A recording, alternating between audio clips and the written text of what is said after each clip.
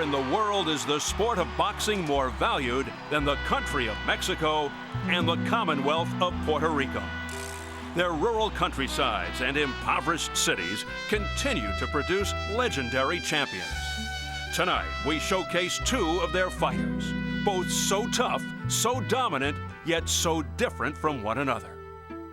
Mexico's Antonio Margarito may be boxing's most ignored and unappreciated champion, while this WBO titleist has not lost a welterweight bout in almost 11 years. He is overshadowed by many of his countrymen and strives for the fame and opportunities he believes he deserves.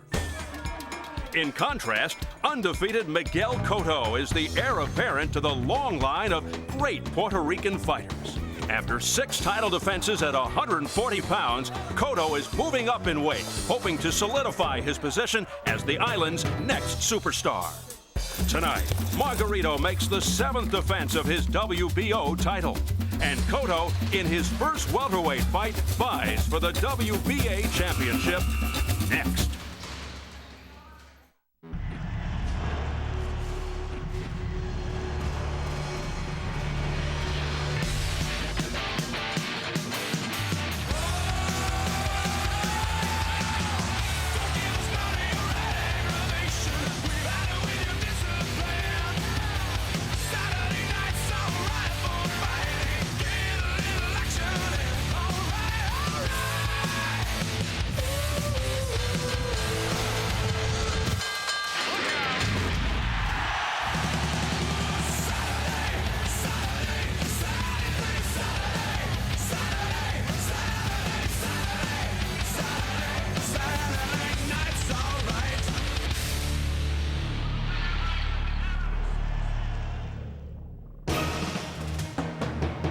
America's Fight Night welcomes you to the legendary Boardwalk in Atlantic City, New Jersey. Yes, it's our final broadcast of 2006, but our first visit to this world-famous oceanfront resort in nearly 2 years. And we greet you from inside historic Boardwalk Hall, where the echoes of many memorable title fights and action-packed bouts reverberate off these hallowed walls. Tonight, we present a World Championship doubleheader that will showcase a pair of dynamic and highly talented stars in one of the hottest divisions in boxing. It's Fight Night in AC.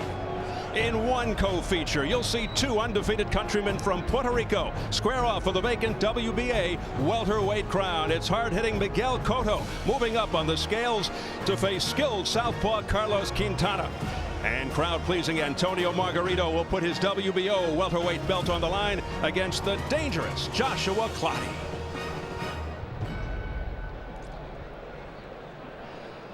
Hello again, everybody. Steve Albert from Atlantic City. Well, this is one of those exhilarating nights when 2 top guns from the same division are co-headlining the card.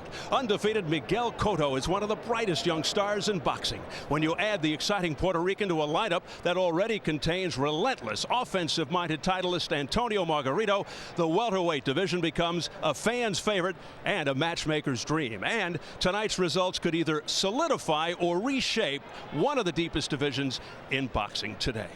And with that, let me bring on my ringside partner, Al Bernstein. And Al, tonight's second co-feature is a very important step for both Cotto and Quintana. It really is. There's a lot at stake for both fighters. And, you know, with some very big name and big money opponents down in junior welterweight, a big risky jump up to 147 pounds tonight for Miguel Cotto. And it's his first welterweight fight, and it's for a title against a skilled lefty, only the 3rd southpaw he's faced as a pro.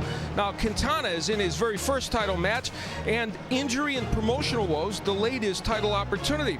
And even with an undefeated record, at age 30, Quintana can ill afford to fail tonight. So, Steve, there is a lot at stake for both of these fighters. Al, meanwhile, tonight's first co-feature spotlights Antonio Margarito, who feels he's been avoided by his peers. Every generation has a fighter or two like Margarito, an accomplished but largely overlooked and undervalued world champion who can't seem to land the big bouts. He is viewed as high risk, low reward, which is perhaps the reason he's never fought Floyd Mayweather, Oscar De La Hoya, or Shane Mosley.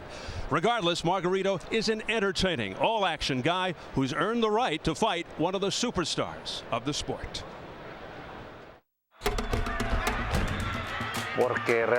In reality, the other champions don't want to fight me. They don't want to unify the titles. They don't want to fight me. Why won't they fight me? Like Floyd Mayweather. We offered him $8 million, and he didn't do it. In reality, I think it's fear. He says that it's because I haven't fought anyone. But I don't care. If they offer me a fight that pays me $8 million, I wouldn't care who my opponent is. Well, Shane Mosley, he said in an interview, he said that I'm a good boxer and I'm in my prime. And recently, he has said that maybe in the coming year, he will fight me. I hope it's true. I would absolutely love a shot at Mosley. Oscar de la Hoya knows who I really am. Before I was champion, I helped him on 3 occasions with sparring. He knows who Antonio Margarito is. Also mentioned on various occasions is Fernando Vargas. All the boxers that were champions or are champions don't want to face me. It becomes very frustrating. Why should a champion of the world have to be asking for the chance for other fighters to fight me? But I must go forward. I must go on and fight the boxers they put in front of me. I must maintain triumphant so that the moment arrives when all those boxers who don't want to fight me can no longer go around me, and they'll have to face me one day. Well, puzzled and frustrated by the vagaries of boxing politics, Margarito can't let those feelings manifest themselves into a lack of focus tonight. His opponent, Joshua Clottey, is experienced and talented, with his only loss by DQ in a match he was winning against, of all people, Carlos Baldomir, who you'll remember started our Showtime boxing year with a big upset. An omen? Well, either way, Clottey thinks he can close the year as it began. So, first up from Atlantic City, Antonio Margarito has pursued his defining fight for years in his quest to prove he's the premier welterweight in the world. Will he take out his frustrations on hard-nosed Joshua Clottey, who looks to derail Margarito's dream? Earlier tonight, our Jim Gray spoke with Clottey. Well, so much has been made of Margarito not getting a big name in a big name fight, and I'm wondering if you feel as though maybe you've been overlooked. Yeah, it's like that. That's how I think. He think he can overpass me, but he get a surprise. In what way? How are you going to surprise him? I'm going to beat him. I need the title badly for my country, so I'm going to do whatever it takes to win the bets. Now, Margarito has complained of you leading with your head. Has the referee spoken to you about it, and are you concerned about fouling? I never spoke to any referee, but boxing is like that. You know, two aggressive fighters, anything can happen like a bat. So I don't think that it's a matter. It's not a matter. You just have to take time. You just have to take care of yourself. But I'm not doing that. I've fought so many times here. I never did that. So if it happened to one person, that doesn't mean that that's our fight. No. You should stop complaining and fight. Well, we'll see that in a few minutes as you guys will get it on. He gives out a big punch. He also takes a big punch. Are you concerned at all about his power? Well, I never fought him before. This is the first time. So if I go there and I feel his power, after the fight, I will say it to people. You get a power. But now I don't know how it is. I get a power too. So after the fight, he too is going to talk about my power. We look forward to talking to you after the fight. Best of luck tonight. You're welcome. Thanks very much. Well, he may be the underdog, but some feel Clottey is very capable of beating Margarito, even though the champion has fought much better opposition. But Al, one thing's for sure, these are big, strong welterweights with very aggressive styles. There's no question they both have those attributes, but how they use them will differ, especially in terms of where they use them in this fight. Now, the winner of this match may well be decided by the same criteria my real estate friends use to determine a winner in their field. Location, location, location.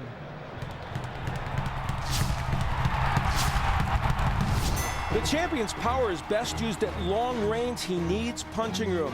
Defensively, he must resist the temptation to square his body. That makes him an enticing target. And Margarito has power in both hands, but the right is his closer. He should throw it any chance he gets. That right comes in many ways. Even a missed left hook provides an opportunity for the right hand. Manuel Gomez felt its wrath. If Margarito can create space tonight, he can land this punch And when he does, he is an excellent closer.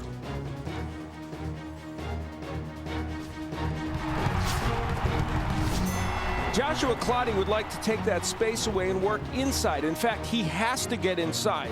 But if he is forced to be on the outside, he's got to keep his hands up to block punches. He does that very well. He's one of the better body punchers in the sport. His left hook is punishing. An opportunity to land the hook to the body is seldom wasted by Clottey. He can deliver a short, compact left hand that really hurts. This is a must tonight.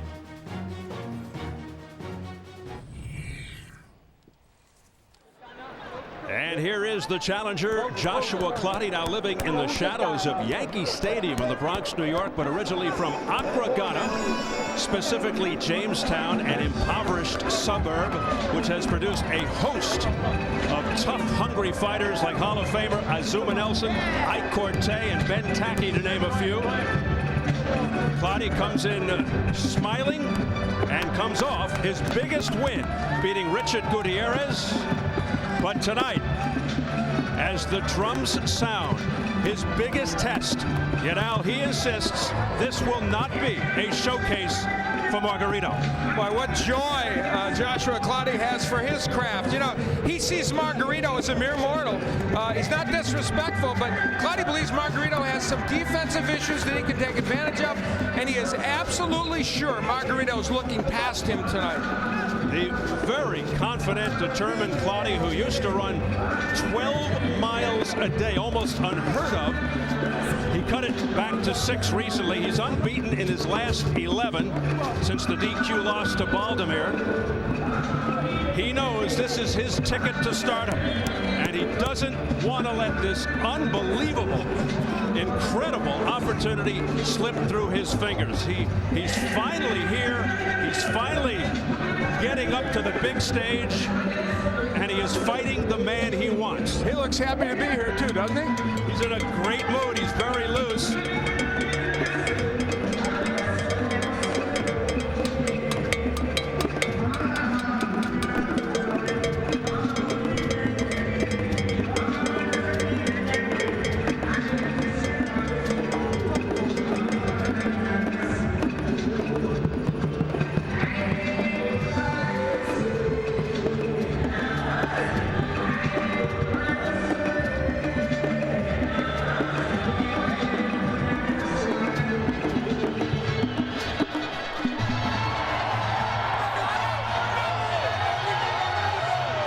Champion and the crowd favorite, Tony Margarito, born in Torrance, California, raised in Tijuana, Mexico, where he still lives, reversing the popular trend.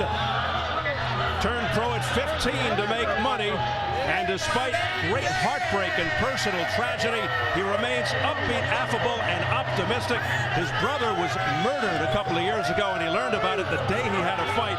But Tony perseveres, and he gets jazzed up by this crowd, and he has just looked superb, Al, solidifying his stature with the impressive knockout of Kermit Cintrone. However, 10 months of inactivity, less than 3 minutes of competitive action in 2006, and just about 2 weeks ago, he twisted his right ankle. Concerns? Yeah, he actually said he thought the fight was going to be canceled because of that, but it healed very quickly. He's only fought 5 times in the last 3 years, so inactivity has dogged him, but this is a man who believes he is the heir apparent in that welterweight division and 154 maybe too. A former sparring partner for Oscar De La Hoya. It is debatable whether Oscar would want to get in there today with Margarito. And a big smile on his face as well as he soaks it all in here in Atlantic City. Tonight he chooses a tougher, lesser-known opponent rather than an easier, high-profile name just to look good. He says right now it's not about the money, but proving he's the best in the division.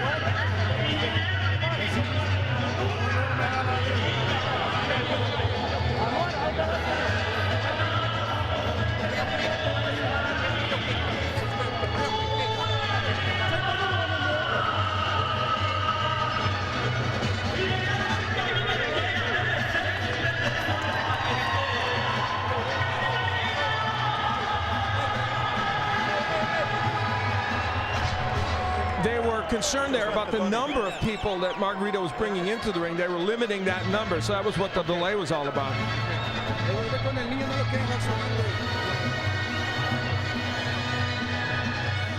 So we are set right now to check the numbers as we go to the tail of the tape. The 28-year-old Margarito, a year younger than Clottey, the rangy champion, tall for a welterweight at 5'10", with the 2-inch edge in height plus the 3-inch reach advantage. And at yesterday's weigh-in, both right on target at 147. And the key unified rules for this world title fight: there's no standing 8 count, no 3 knockdown rule. A fighter cannot be saved by the bell in any round. If an accidental headbutt causes a fight to end within 4 rounds, it's a no decision. After 4 rounds, they go to the scorecards. If a punch causes a cut and the injured fighter can't continue, he loses by TKO. So here at Boardwalk Hall in Atlantic City, we're getting ready for Antonio Margarito versus Joshua Clottey for the WBO welterweight title. Let's get the formal introductions from our ring announcer, Jimmy Lennon Jr. Ladies and gentlemen, a very good evening to you and welcome to Boardwalk Hall here in Atlantic City, New Jersey, as we have a big night of action in store for you, and it's all brought to you by Bob Arum's Top Rank Incorporated and Northeast Promotions in association with Caesars Atlantic City and Showtime. Well, fans, our first world title attraction is sanctioned by the World Boxing Organization President and Supervisor in attendance, Francisco Valcarcel, along with the New Jersey State Athletic Control Board Commissioner, Larry Hazard. Judges at ringside for this bout: from Plainfield, New Jersey, Eugene Grant; from Lawnside, New Jersey, John Stewart; and from Kearney, New Jersey, Paul Venti. And introducing our third man to the ring, the referee in charge from Sayreville, New Jersey, Benji Esteves. All right, fans, here we go. 12 rounds of boxing for the WBO Welterweight Championship of the World. Introducing to you first on my left, the challenger, fighting out of the blue corner, wearing blue trunks with white trim. He is fighting out of Bronx, New York, by way of Accra, Ghana. He weighed in at the welterweight limit of 147 pounds. His record stands at 30 wins, 1 defeat, 1 no contest, with 20 wins coming by way of knockout. He is ranked the WBO number 6 welterweight contender. Ladies and gentlemen, please welcome the challenger, introducing Joshua Clottey. His opponent across the ring, the defending world champion on my right, fighting out of the red corner, wearing maroon trunks with silver trim, hailing from Tijuana, Baja California, Mexico. He weighed in the same as his opponent, 147 pounds. His record, 33 wins, 4 losses, 1 no contest, with 24 wins coming by way of knockout. Tonight, making the 7th defense of his title, ladies and gentlemen, please welcome the WBO welterweight champion of the world, known as the Tijuana Tornado, introducing Antonio "Tony" Margarito.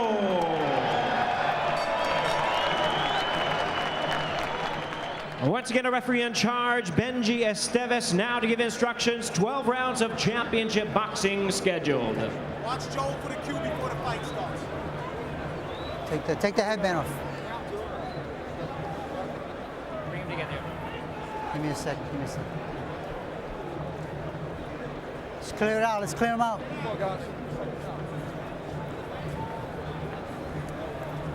Okay, man, I'm going to repeat my instructions. Voy a repetir mis instrucciones. I want a nice, clean match, una pelea limpia.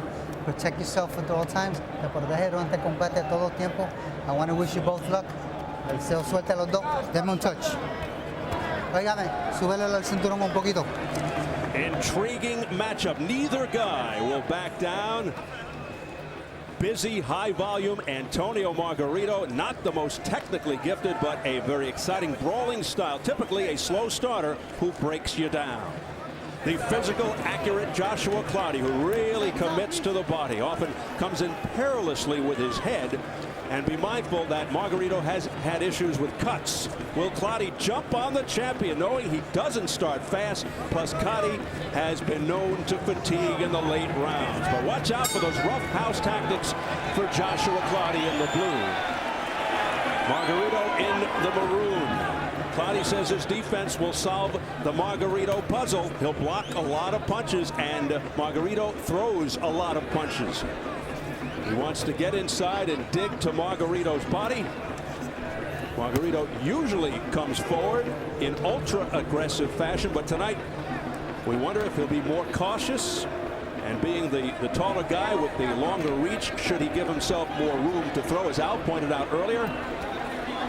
But what if his warrior mentality kicks in? This could get very messy. There's Clottey with the left hook early on. It's a punch that would be very important for him. And remember, you mentioned not much time spent in the ring this year by Antonio Margarito. And you can spar all you want. It's not the same as being in the ring. Only 2 fights in 20 months for Antonio Margarito. And as mentioned, not normally a torrid starter, but it only took him 74 seconds to take out his last opponent, a faded Manuel Gomez in February, a statement-like punch-out. You see Clottey on the outside. He is very good at keeping his hands high. You must do that against Margarito. Now, he doesn't want to stay on the outside, but while Clottey is there, defending that way will help you. And Al, as you know, Margarito has a superb uppercut in either hand. That was very effective in his last fight. But you got to go back to 2001 for his previous first-round knockout. Joshua Clottey is getting the left hand in on the inside very well early in this fight. He landed an uppercut. He landed a couple of short left hooks. When he gets inside the jab of Margarito, he's already making some good things happen. And you see Margarito wanting very much to use the jab to keep him at bay. He said, that's the punch that will give me my punching distance. Clottey, a precision puncher. Good shot to the side of Margarito's body there by Clottey. He is fundamentally sound, Clottey. Ring smart. Keeps his hands high, his elbows tucked in, as you can see. Very tight, responsible type defense. Good chin.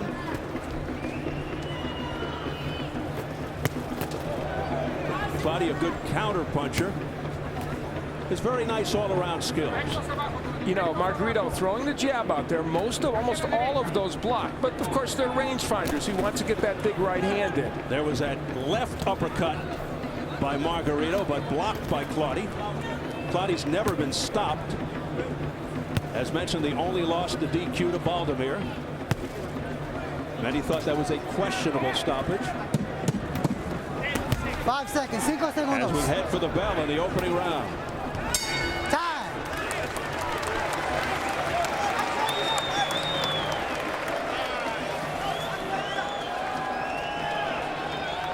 Take your time, baby. Take your time. When he can get inside, Joshua Clottey is able to do things like this. He gets inside, and you'll see that uppercut come right through the middle of the defense of Antonio Margarito. Very nice punch, and that plus some short left hooks, very effective. You see a look at it on the inside. It didn't land perfectly, but it could be a portent of things to come.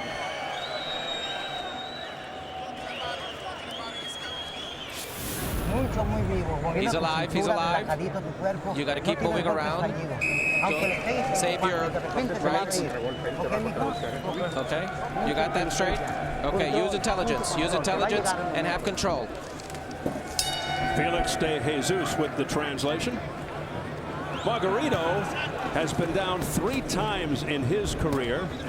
38 fights all told. The last time was in '99 versus Danny Perez.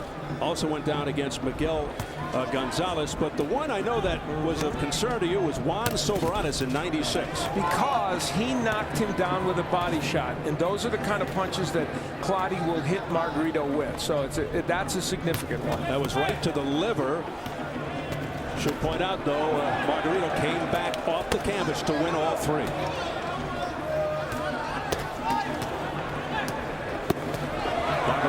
body, then upstairs. The upstairs shot was blocked. Now he goes to the body. His body shots are more successful, Margarito, but when he goes upstairs, they're being blocked. Margarito is getting countered. There's a left hook by Clottey. Margarito has to be very careful when he throws that right hand not to be countered by the hook. And there's a nice right hand, a right cross that connected by Clottey. These are heating up here. This is already a fun match. And you know, I talked about location. This battle is being waged on the inside. That's all to the good for Joshua Clottey. Margarito has won 3 straight, all by knockout. Undefeated at 147 in his last 25 fights dating back to '96. His only loss in the last 10. Another good right hand by Clottey. 10 years when he moved up to 154 against Daniel Santos. You know, I would understand Clottey landing these left hooks, but the right hand is getting through a little bit to Margarito, too. That's got to be a little worrisome to Margarito's corner. Nice lunging left hand there by Clottey. He does have a tendency to lunge in, Clottey, which could work to his disadvantage with a guy like Margarito. You're supposed to work your way in, jab your way in, but he's getting his way here. That's a triple left hook by Clottey. Now, with all this good work by Joshua Clottey early in this fight, we did tell you that Margarito sometimes takes a couple rounds to get going, and he is so dangerous as a puncher. But Clottey has got to like the way rounds 1 and 2 have gone for him. And then Clottey able to look pretty good off the ropes just a second ago, which is perhaps something he learned from Azuma Nelson, who was so successful with that against Jeff Fennick in his 2 fights. And there's a beautiful double left hook to the body and head by Clottey. The ref, Benji Estevez, telling Clottey to get the punches up. Of course, he is notorious for low blows, headbutts, and holding. He was penalized in his fight against Gutierrez for low blows. Clean break, let me go. I thought a lot of that was out of retaliation, but he does have a reputation of doing that. Oh, no punching behind the head, Tony. I got him. No punching behind the head, okay? Well, they'll speak a combination of God and English. If you go inside, you got advantage. When you start from left and with the right.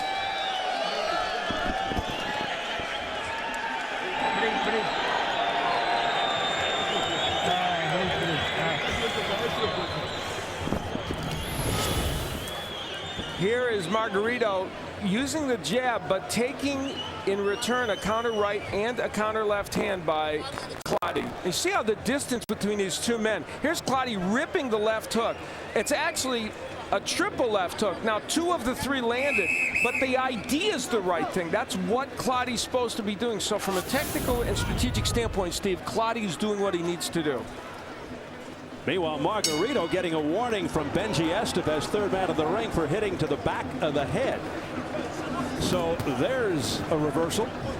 Usually it's Clottey who is being warned. Keep him up, Tony. There's a punch a little bit low by Margarito. Now, Margarito's a very good body puncher himself, so he wants to go downstairs to the body. It's important for him to do that as well.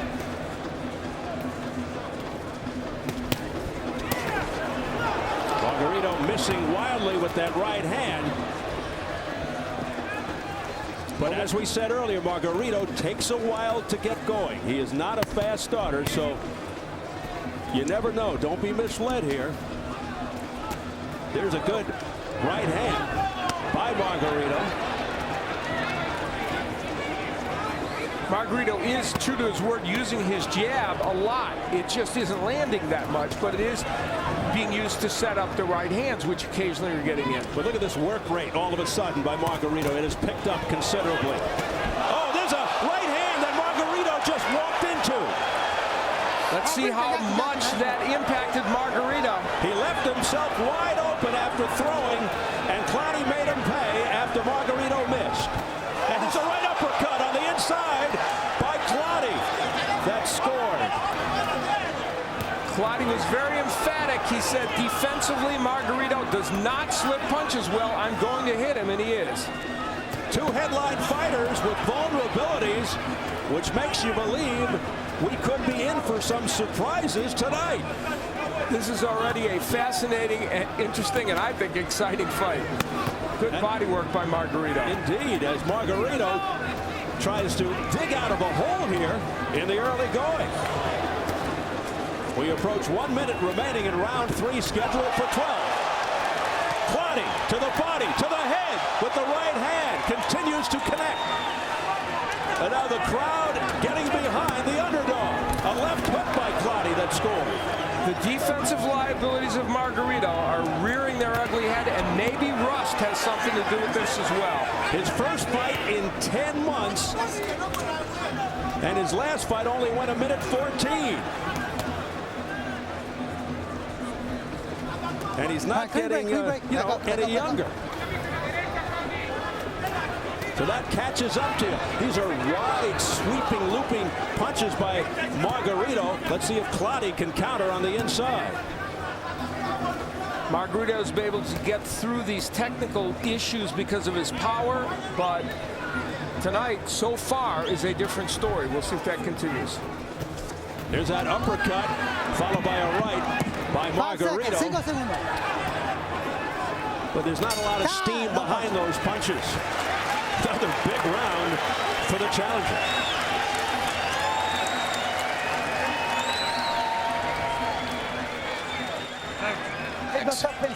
You're not thinking. The defense is up. His defense is up. You gotta work the body. You gotta work the body. You gotta relax. You're really not in tune. You gotta use your jab. Gotta use the jab.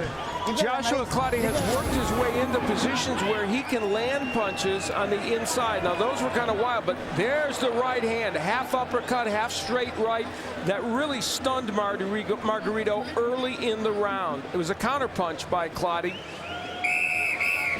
Even though Margarito lands that right hand, here's Clottey getting that counter punch in. A solid right hand that I think momentarily stunned Margarito. Margarito out of sync, careless.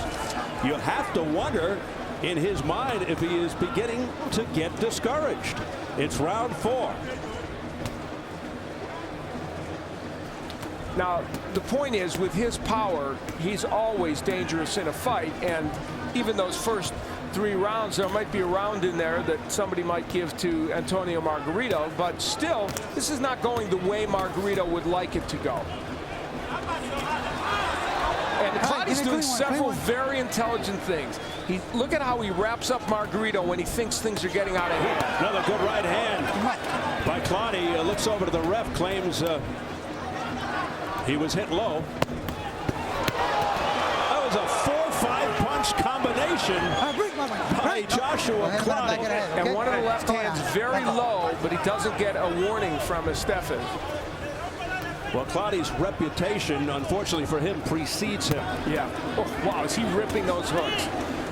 Clottey is fighting a textbook fight in terms of strategy. Yeah, you said he's got to get inside and dig those shots to the body, and he's doing just that.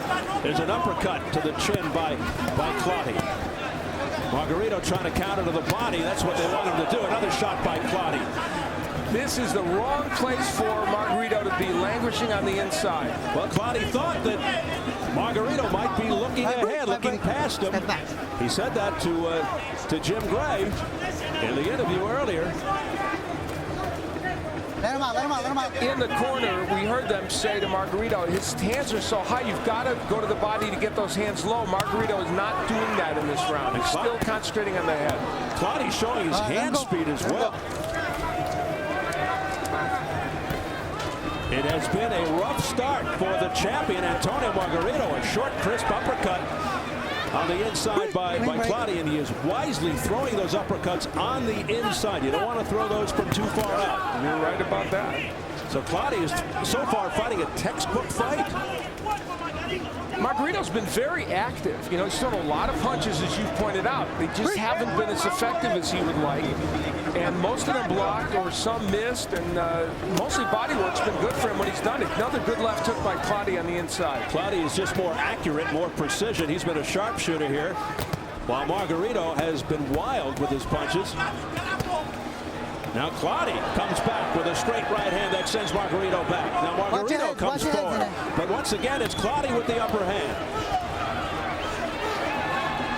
And Margarito squaring himself up to Clottey, which he sometimes does. Now they bang heads there, but don't blame Clottey for that one. They were both in there. Margarito very upset now. And Margarito does have a history of cutting. You gotta watch your head in there, okay? Both, there's no cut. Both of these.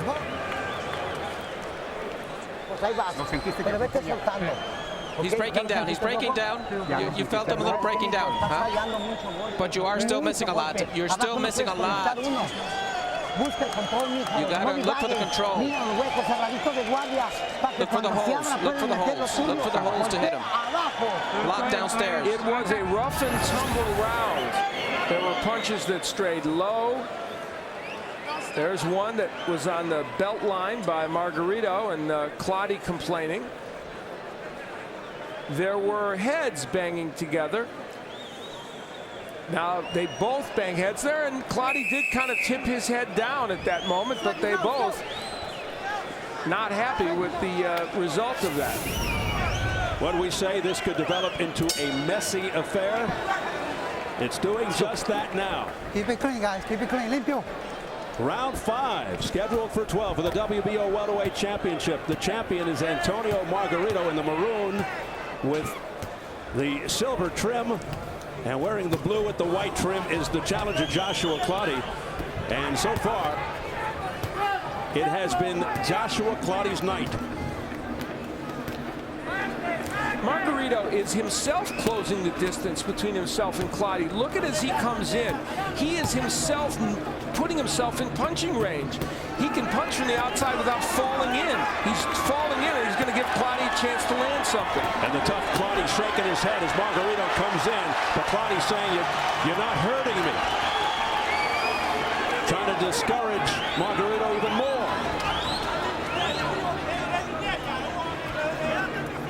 These are pulling punches now by Margarito. Not a lot of effect. Margarito is certainly winning this round because he's the only one doing the punching. But the question is, are any of these punches affecting Clottey? We'll see. Clottey has just decided to go on defense here in a defensive posture.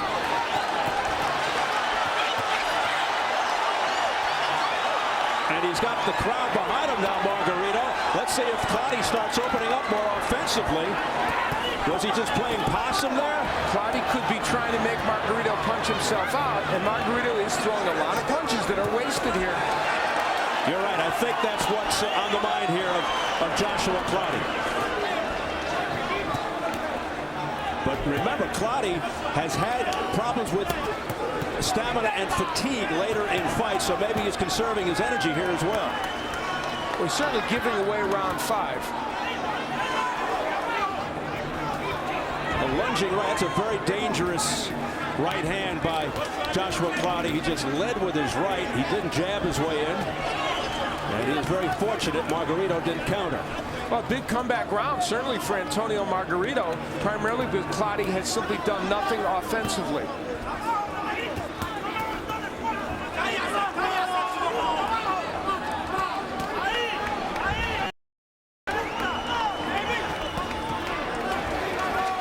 Is all this sound and fury signifying nothing, or is Antonio Margarito hurting and wearing down Clottey? Well, shook his head, no, he must have hurt me, Clottey. You just saw that, yeah. I think this is part of Clottey's strategy, but it's not going to win him the round, but he's thinking maybe in the big picture, it may win him the fight. That's a nice uppercut by Margarito. Some of these punches you're getting in. 5 seconds. There's a good right hand here towards the end of the round by Joshua Clottey.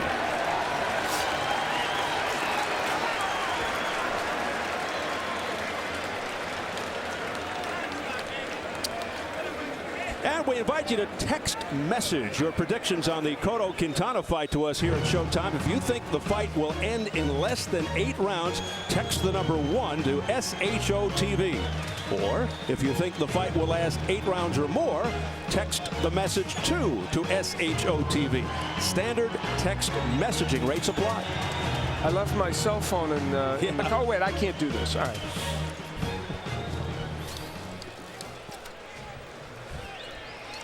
Miguel Cotto in the dressing room. They see him up on the big screen right now, so the crowd reacting.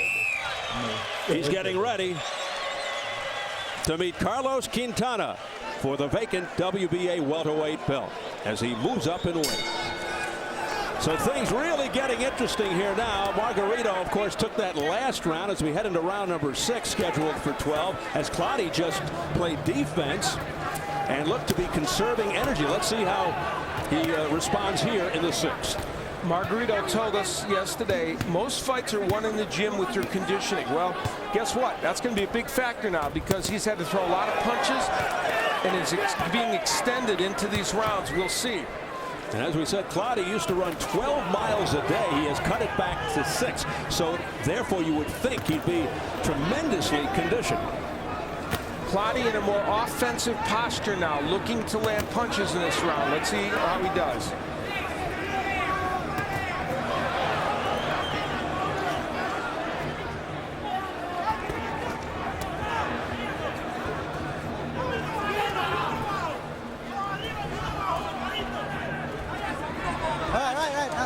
Let's go over to Jim Gray. Jim? Steve, let's take a look. Joshua Clottey complained to his trainer about his left hand being injured in between rounds. Back to you. All right, Jim will keep a close watch on that as Clottey is pinned in his own corner. Well, Joshua Clottey cannot win this fight without his left hand. I guarantee you, if it is injured, he can't throw those hooks to the body, and then if it is injured, that last round may have not just been a ploy, it may have been his way of surviving. And now we may have gotten the answer as to why that took place. That would be a shame for Joshua Clottey if that's what turned this fight around for him. And a big break for Antonio Margarito, who is struggling, to say the least. It's good left hand there on the uppercut by Margarito inside, and Clottey uses his right hand. He has not used the left in a while. Growing evidence that there may be some damage to the left hand. Watch your heads in it. Yeah, he's pawing with that left hook, so it's conceivable that injury is bothering him, whatever it may be. Terrible shape. Watch your heads in it. Margarito coming forward. These are not the heaviest of punches. Yeah, again, a pawing left hand by Clottey. Not a lot behind that. He's afraid to throw that punch. You can almost feel it. And Margarito doing what he should do, taking advantage of this lack of activity by Clottey, and he's just ripping away, which is what Margarito does. So, of course, Margarito is not aware of that, of Clottey's problem, but Clottey, a one-handed fighter, it seems, right now. And, you know, I talked about the distance. Clottey's right in a position to throw that hook to the body and the head, which he did earlier. There is the punch. 5 seconds. No punch.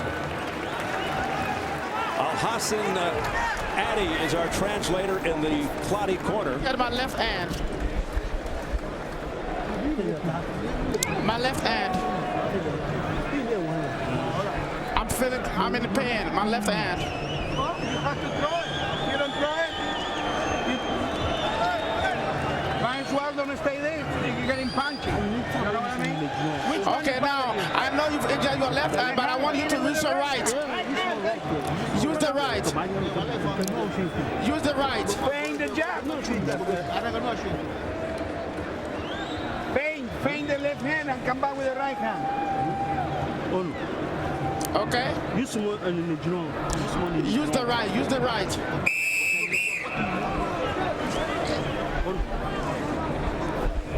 So Jim Gray had it right about the left. This is a rough break for Joshua Clottey, who was just superb over those first 4 rounds.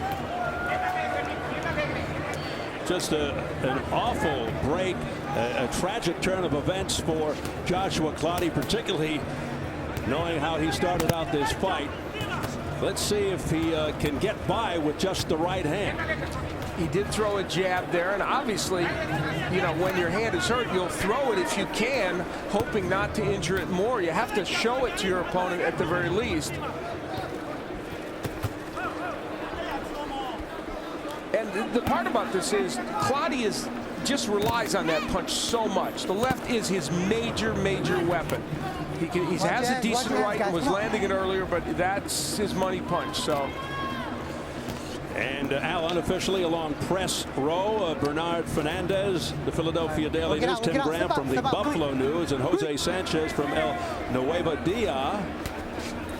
Jose has it even. The other two have it for Clottey, but that lead is eroding. I have it 58-56 for Clottey, as do two of the ringside judges. Low blow by Clottey. He may be resorting to this now.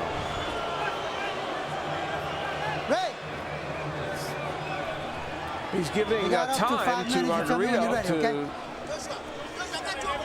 shake it off. No point being deducted, I don't believe, which would be very appropriate not to get the point at this point. Just keep it clean, all right? Because we didn't see any previous warnings for that particular violation.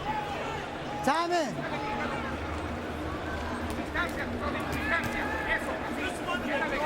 Of course, he had 5 minutes to recover. Margarito is a very busy fighter, and he continues to be busy in this fight. And of course, now with less coming back from Clottey, Margarito's having good rounds here. Margarito himself not totally accurate with all these punches, and the defense of Clottey's still pretty decent. When Margarito just missed by an inch with a straight right hand, Clottey just dodged it at the last second. There's two good left hooks from Clottey, so he's picking his spots to throw that punch.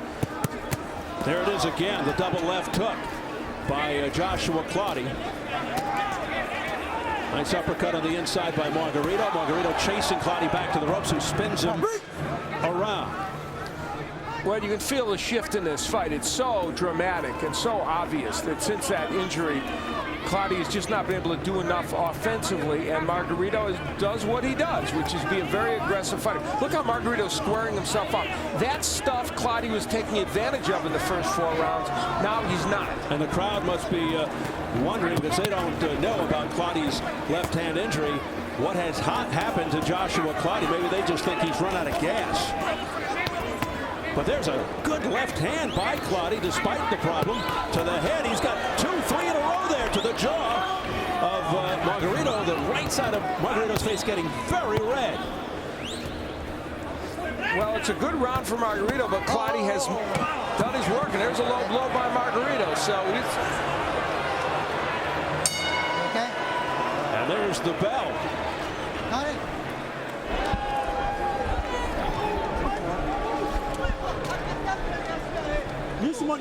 Use your right. Use your right. Use your right. Where is the water? Use more of the right. Use your right. You can try with the left, but try and use most of the right.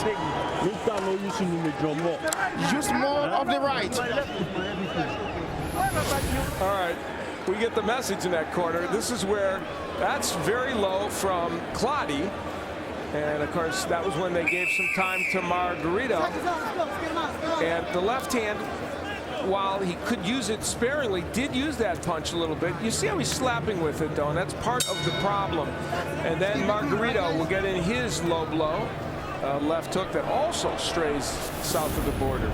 Almost like a broken record, Al. Kwame Asante in the corner of Clottey. His trainer just repeating, use the right. He doesn't have much recourse. Apparently his left hand is damaged, although he did unleash it a couple of times and effectively in that last round. Margarito using that jab, which he wants to use. It's a very important weapon for him in this fight. And now it's been effective. Trying to keep Clottey at bay. Well, the other part that's too bad about this injury is it's kind of affected the action of this fight in terms of its appealing nature. Good body shots by Margarito. And now Clottey coming back with both hands. Disregarding his trainer's instructions, he is still using the left. He used it again just now.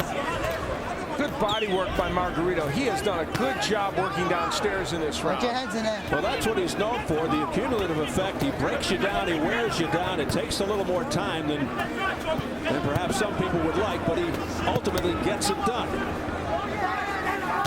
Oh, nice lunging left hook to the neck. And then on the inside, uppercuts to the body by Margarito. Now what Clottey is abandoning is the right uppercut. There it is. It worked for him early. But some fantastic exchanges here on the inside. A right hand by Joshua Clottey. That ring is no place for the faint of heart right now. Some furious exchanges. Both men doing some very good work. Clottey showing he is a warrior. Some people would have thrown in the towel after hurting their left hand like that. Nice hook by Clottey, gets in.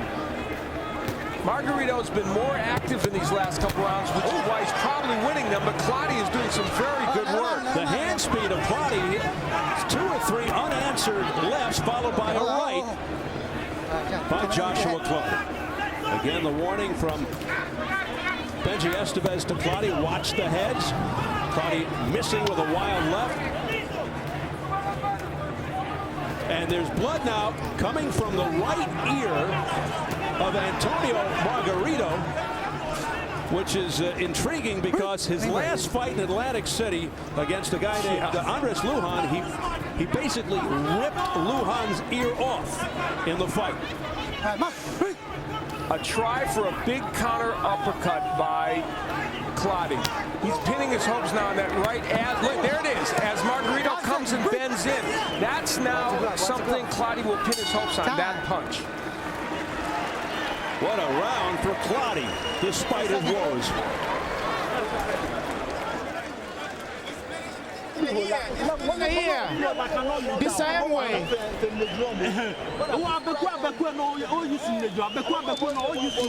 Left and right. Side him with the left and use the right. Eat the chin. It's just rubbing your body like a baby. Despite his hand issue, Clottey was in the mix in that last round, blasting away with a double left hook and then a straight right hand. And he was able to get some things done against Margarito. Margarito very aggressive during the course of that round, but things like that counter right landing for Clottey. And there's a big punch for Clottey. As Margarito bends in, that counter right is there for Clottey, and he's going to use that punch more and more, Steve, as this fight wears on. If indeed, Al, this is a legitimate left-hand problem for Clottey, he is putting on a very brave and courageous exhibition. That was an interesting and a pivotal round in that last round, and who you decided to give it to could go a long way toward deciding this fight if it goes to decision. More activity for Margarito. Let's go. Maybe a few more effective punches for Clottey, but Margarito had himself a good round too. Look at that right counter uppercut. That's Clottey's ticket in this fight, and he knows it. He's a smart fighter. He found it, and he's going to keep using it. Right uppercut there by Joshua Clottey that stung Antonio Margarito. And the reason he can land is Margarito falls in when he throws some of these punches. Clottey's going back to that left hand. Good body work by Margarito. This is a really good welterweight fight. Here's the press row scoring through 8 rounds. Bernard Fernandez has it even. Clottey ahead on Tim Graham's card by 4 points, and then Jose Sanchez has Margarito ahead by 2. I have it a draw right now, but I can see how you can have varied scoring. A couple of very close rounds, especially that last round. Very. There's a left hook that scores to the head by Joshua Clottey. Clottey's having himself a pretty good round here, and he's landing that right hand with impunity. There's Margarito's uppercut, which he has a good one, as you pointed out, on the inside. There he tries it again. Now it's Margarito marching forward. He's got Clottey on the ropes, not where Clottey wants to be. And now he turns Margarito around and holds on. Margarito is squaring himself up to Clottey, but I think the bodywork of Margarito has tired Joshua Clottey. Clottey's got to be careful here. He has nowhere to go. And this does not impress the judges. Joshua Clottey in difficulty here in his own corner. He's been down only once in his pro debut.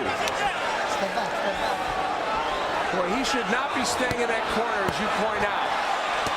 It's a very dangerous place to be. Unless, once again, he's playing possum. Comes off the ropes, He is fighting well off the ropes. Boy, what a gutsy guy, Joshua Clottey. Margarito trying to finish him off, and he is a very good closer. Brilliant right hand to the body by Margarito. I think Margarito's smothering his punches a little bit, though. And now let's see. Clottey's going to get through this round.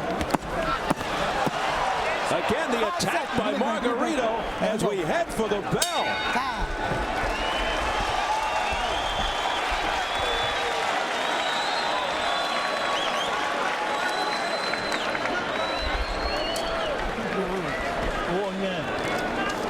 You can? My heart is paining me. My hands. Use the right. Use the right. Forget about the left. Forget about it. My hand is my finger is broken. Try. Just use the little left and then right.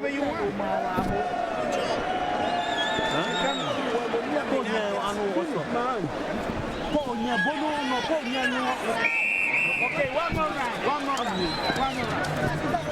Give me the water. Give me the water. Okay?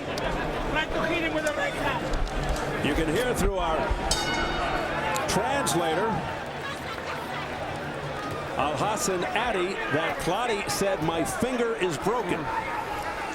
You know, his idol is Ike Cortez, who he sparred with over many years. His style resembles Cortez. It's ironic they're both fighting on the same night.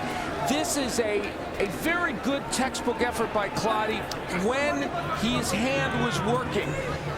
Now he is so pained with that left hand that he can't do all the things technically he wants to, but showing a lot of grit and determination to hang in there against a murderous puncher. And Margarito's landed some very big shots in this fight. You look at Margarito's face, he certainly looks like he is not the winner of this fight, no matter how this comes out.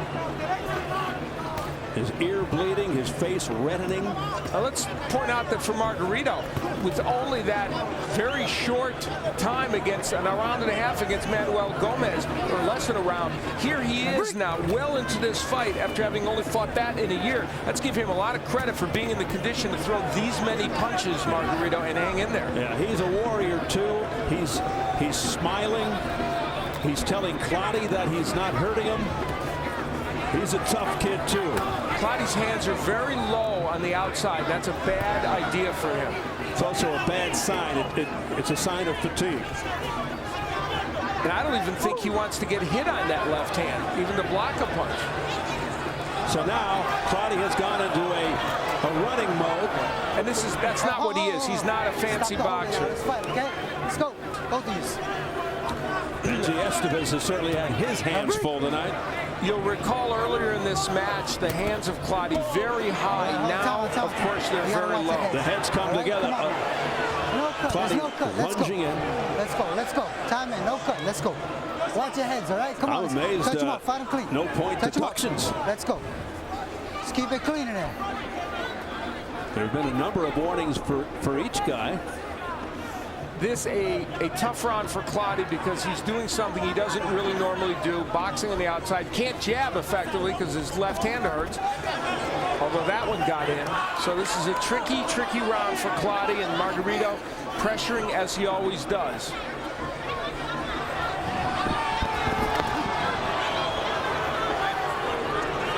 Clottey landing a counter right hand a moment or two ago, but for the most part it's the Joshua Clottey Invitational track meet in this round.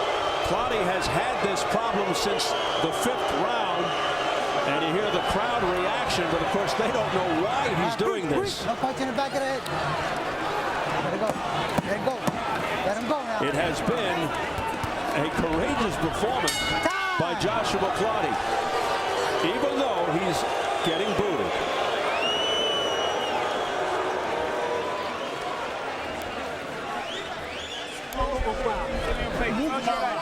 Then move around. Use, jab a little bit. Don't punch too hard with the left. Punch hard with the right.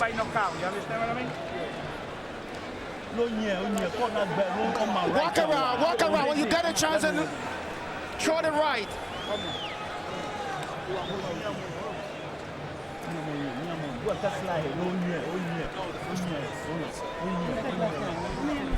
Yeah, let the doctor go.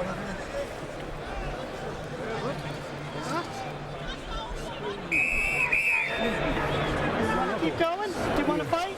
You want to fight? Okay, all right. You want to fight? Let's go. Well, they're asking Clottey if he wants to continue. You saw one of the ringside physicians in there also questioning Clottey. He nods his head positively. He wants to continue. You know, the game plan now kind of is for them to have him on the outside, paw with a jab and throw right hand.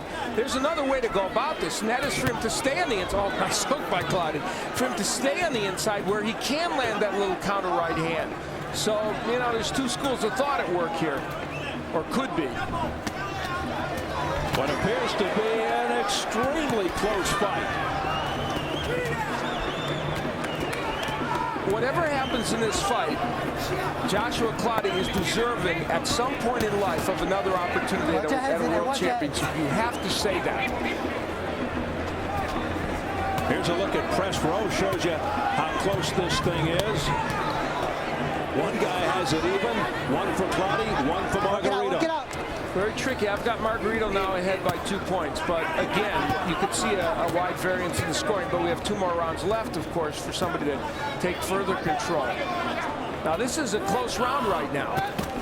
Clottey has been a little more active than he was in the last couple of rounds. The winner of this fight is obligated to take on the #1 mandatory, Paul the Punisher Williams, who's a very, very talented fighter who has often been compared with Tommy Hearns at a young age. Look at how Margarito squares himself up.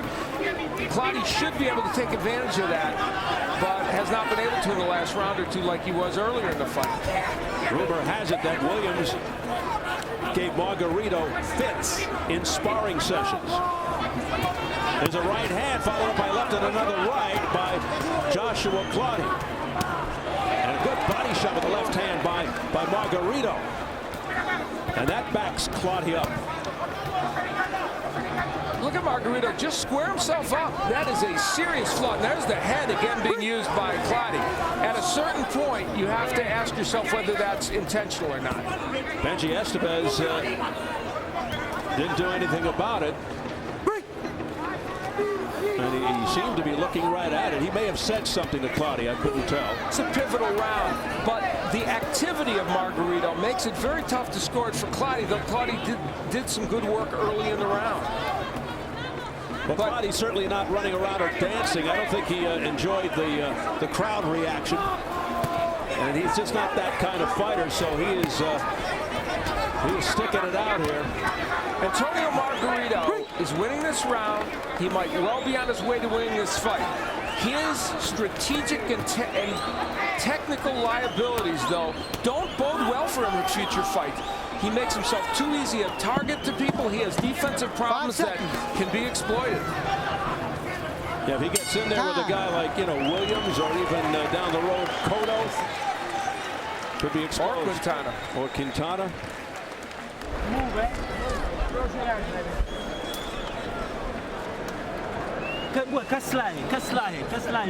Don't worry, just go around. Go around. Okay? Last round, baby. Last round.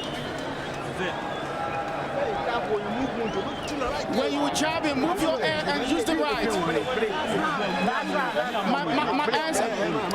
There have been a number of clashes. Don't stop for it. You got to move. Is it intentional or not? In round 10, wow, that looked fairly intentional by Joshua Clottey, especially when you see it from that angle. And then in round 11, that scene would repeat itself.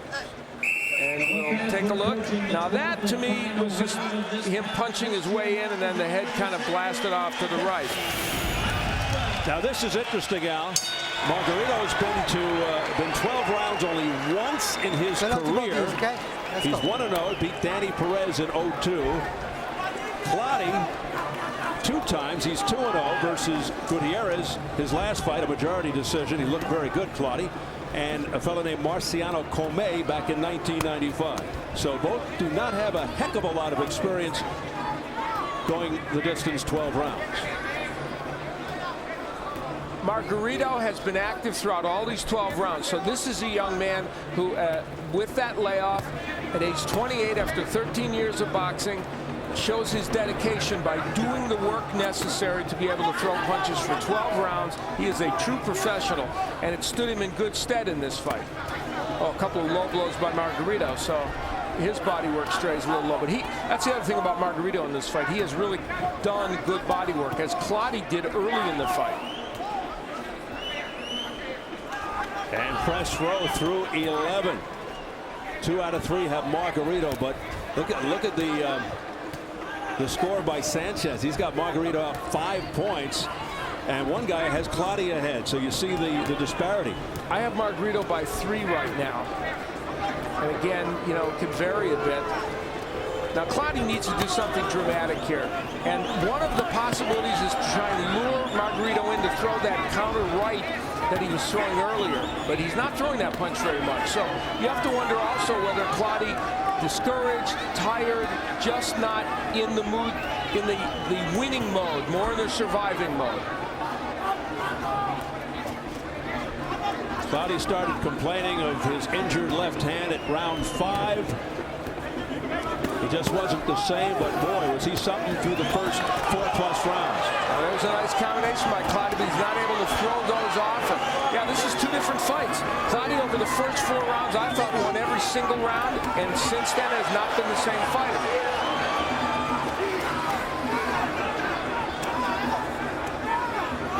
Margarito has stayed busy throughout this fight. And there were very anxious moments early on and towards the middle of the fight in the Margarito corner. They were worried. There was no question about it. Come on.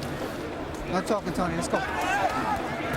But things really changing, and we can only assume there's a left hand by Clottey, then a right uppercut on the inside by Clottey. Clottey at least trying to finish strong here. We can only assume it's all because of the injured left hand.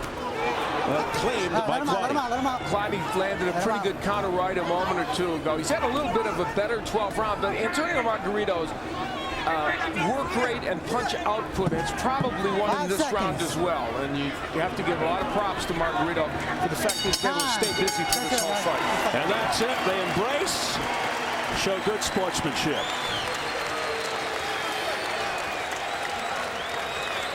And the crowd showing its appreciation. Margarito is hoisted in the air. Did he defend his title?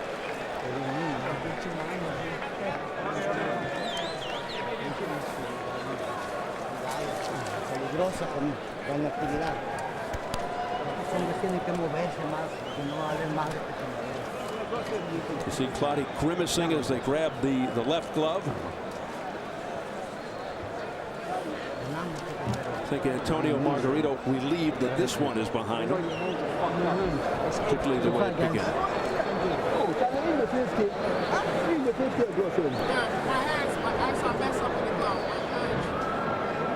You're all over with the combination. My hand. Yeah. Finger or hand?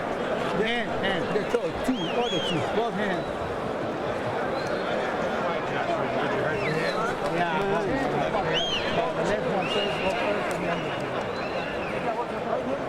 Where's the left hand? Where's the right hand? Corner. Well, they got the left glove off now. All right? Yeah, I'm all right. And then the right hand by the 7, 8.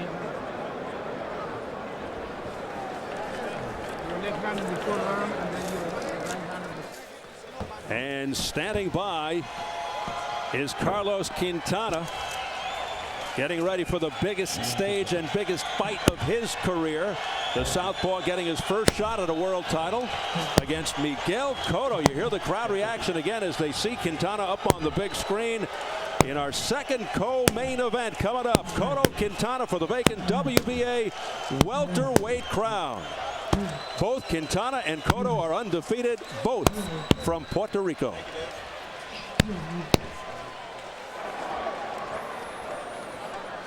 Meanwhile, we await the decision in our first co-main event. Antonio Margarito got off to a sluggish start in this fight, which is nothing new for him, but it seemed even a little tougher under the circumstances. He hadn't fought in 10 months and had very little action in the last couple of years. So looks like we are set for the decision right now. So let's get it up to Jimmy Lennon Jr. Ladies and gentlemen, after 12 rounds of action, we have a unanimous decision. Here are the score totals. Judge at ringside, Eugene Grant scores about 118 to 109. Judges John Stewart and Paul Venti both scored about 116 to 112. All three in favor of the winner, and still champion Antonio Margarito. Well, it was pretty clear that Margarito was pulling away from the 5th round on, and it turns out that he wins a unanimous decision over Joshua Clottey. Yeah, I think 118-109, way too big a spread. I had a 116-112, as did the two other judges. So Al, his 7th successful defense of the belt goes to 34-4 with 1 no contest. Meanwhile, Joshua Clottey unsuccessful in his first attempt at a world title. He falls to 29-2, his first loss since '99, snapping an 11-bout unbeaten streak. Tough night for Clottey, who got off to such a great start, but a shame that he injured his left hand seemingly, and it affected him throughout the rest of the fight. Coming up next, undefeated Miguel Cotto, who has proven himself at 140 pounds, looks to begin his march in another weight class tonight as he takes on unbeaten Carlos Quintana in Atlantic City for the vacant WBA welterweight title in a matchup of Puerto Rican countrymen. And we invite you to text message your predictions on the Cotto Quintana fight to us here at Showtime. If you think the fight will end in less than 8 rounds, text the number 1 to SHOTV. Or if you think the fight will last 8 rounds or more, text the number 2 to SHOTV. Standard text messaging rates apply. Right now, let's go up to the ring for post-fight comments. Jim Gray. Jim? All right, Steve, and the plot is thickened now that we've gotten into the ring, and preliminarily, Joshua believes he broke his left hand in the 4th round and his right hand sometime later, and Antonio believes that he has a fractured wrist. So first, let's start with you, Joshua. Was it the 4th round when you hurt your hand, and what happened? Yeah, what happened was that I was in the gym training and I feel the hand there. But you know, I don't want to spoil the issue, so I decided to fight. How long ago in the gym? I think 2 weeks to the fight, I started feeling the hand. But you know, Bob Baron is the best promoter, so I don't want to spoil the show, so I want to take the fight. So I started fight because I'm a warrior. And then what exactly happened that put it over the top and gave you this pain? I thought it was okay. But when I come to the ring and I started jabbing him, so, I jabbed hard. So I feel the jab. So I started feeling that the hand is paining me a little bit. So I told my trainer that my hand is paining me. So he said I should continue. So I want to put a good show. That's why I still continue. Did you think about quitting? No, first when the hand was paining me, I was trying to quit, but I said, no, that is not my type of fight, so let me continue. Did you feel as though you were able to control this fight until your hand got too painful? Yeah, you know, I can control the fight because I got speed. But the problem is, if your hand broke in my left, I control a lot of combination from my left. So when I broke the left hand, I can't do anything no more. Courageous fight. Thank you for taking the time to talk to us, Joshua. Thanks. Antonio, were you aware of his problem after the 5th round? Antonio, ¿tú sabías del problema que tenía Clottey después del 5º asalto? No, no sabía, hasta apenas ahorita que dijeron que se había lastimado él también las manos. I didn't know until the last round that he had something wrong with his hands, that they say that he had something wrong with his hands. Folks, by the way, that's Felix De Jesus who is translating for us. What happened to your hand, and what is the problem with your hand or wrist? ¿Qué te pasó a ti en la mano y qué te pasó en la muñeca? Como pueden mirar aquí, sentí que en el quinto la mano me duele abajito de la muñeca, ya no la podía soltar bien como debe de ser. Pero quiero agradecer a Dios que salí bien de ese combate. As of the fifth round, he felt a little problem on his wrist. He couldn't keep throwing with the wrist without any problems, and he thanked God that he did finish the fight. Antonio, were you rusty tonight based on the long layoff and then just the minute fight that you had 10 months ago and then being in this fight so long? Was there rust? Estaba un poquito por la inactividad debido a que no tenía tiempo que no peleaba. ¿Te sentía un poquito flojo ahí en el ring ahora? Así es, ahora sí sentí la inactividad. Yo creo que es mucho tiempo que dejamos de pelear y sí me sentí más fuera de distancia. No fui el mismo, sentí que fui de más poco a más. Ya me empecé a calentar como en el número 6 a mitad de la pelea. That's right, Jim. The inactivity definitely affected me tonight, and he felt that he started warming up as of the 6th round. Did you feel as though you were an easy target, that you were easy to be hit tonight? ¿Hoy pensaste que fuiste una fácil de dar debido a la inactividad? Bueno, aparte de que Joshua es un buen peleador, yo creo que la inactividad me afectó. Ya son 10 meses de que peleé. Quiero pelear un poco pues más seguido. It's been 10 months since my last fight, and the inactivity definitely affected me tonight, but he is a good fighter. Paul Williams now is your mandatory fight. Is that the route that you will now go? Va a tener que pelear contra Paul Williams, es mandatario. ¿Quiere pelear con? Bueno, si está número 1, se puede llegar la ocasión. Vamos a platicar con la empresa de Babaron y vamos a mirar, pero si le toca, le va a tocar y le vamos a quitar lo hablador. Well, if he's the number 1 rank and he's the one that's next online, then we're going to have to fight him. As we look forward to the next fight, what are your thoughts on the upcoming bout? ¿Qué piensa de la otra pelea que viene ahora entre Cotto y el señor Quintana? Bueno, es una pelea, es una buena pelea ya que los dos van invictos y quiero aprovechar pues la unificación al ganador de ellos. It's going to be a good fight due to the fact that they're both undefeated, and I want to fight whoever wins that fight. A lot of fans would like to see you fight Cotto. Should he win this fight, would that be in your plans after Williams? Muchos van a querer que tú pelees frente a Miguel Cotto. ¿Eso están en tus planes después de Williams? Claro que sí. Bob Arum, yo creo que no sé qué los planes que tenga para I understand that it's up to Bob Arum, but Bob Arum is shaking his head. Would that be the plan, Bob? Well, absolutely. I mean, these are, I think, 2 best welterweights in the world. Cotto got a tough fight tonight, but if he wins sometime this year, I'd love Antonio and Miguel Cotto to fight each other. There's no fights bigger in boxing than a Mexican against a Puerto Rican. Well, I hope let's not reduce it to that. Let's reduce it to the individuals. Right? Ask Antonio. Mexicano versus a Puerto Ricano.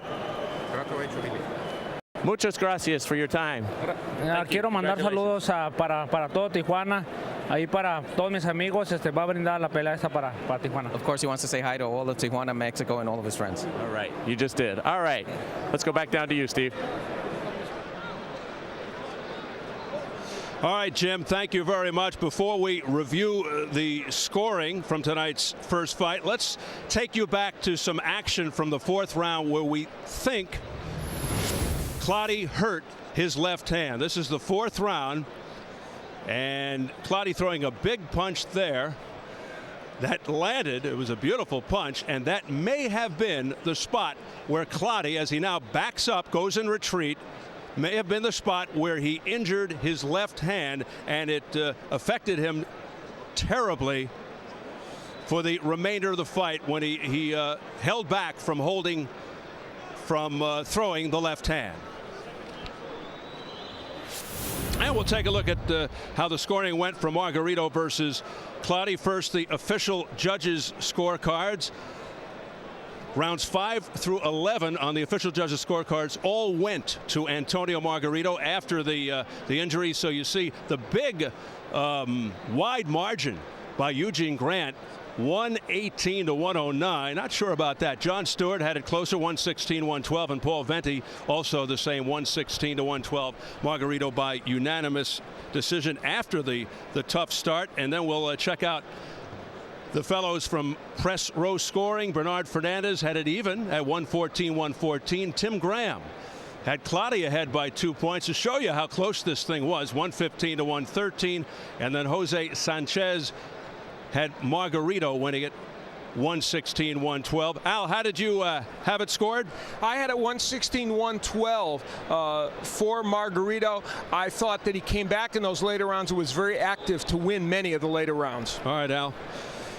Before we continue our coverage from Atlantic City, a word about some upcoming programming here on Showtime.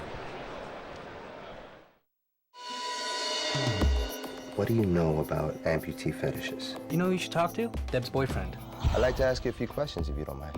Well, I ran into this lady with a prosthetic hand, call girl. Said she had a very unique client. You have a lead on this client? Guys, you should look at this. Wait, there's something in here. Marina View Hotel. Oh my God, Jesus. He's been gone so long he had to be planning a splashy return, but a crime scene just for me? Dexter, tomorrow at 10 p.m. with replays throughout the week, only on Showtime. Oh my God. I can't go back in there.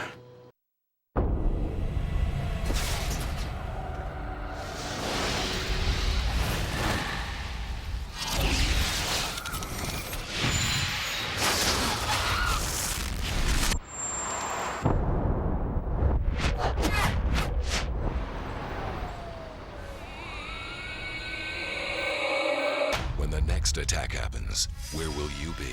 Sleeper Cell, American Terror, premiering Sunday, December 10th, only on Showtime. It's a force that can't be stopped. It only grows and becomes more powerful. And in February, it's coming to Showtime.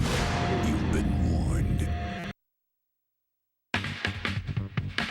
ShowBox, the new generation. Our showcase for boxing's up-and-coming fighters is back on Friday, January 5th at 11 p.m. Eastern and Pacific with the finals of our super middleweight tournament as Anthony the Tiger Hanshaw battles Jean-Paul Mendy.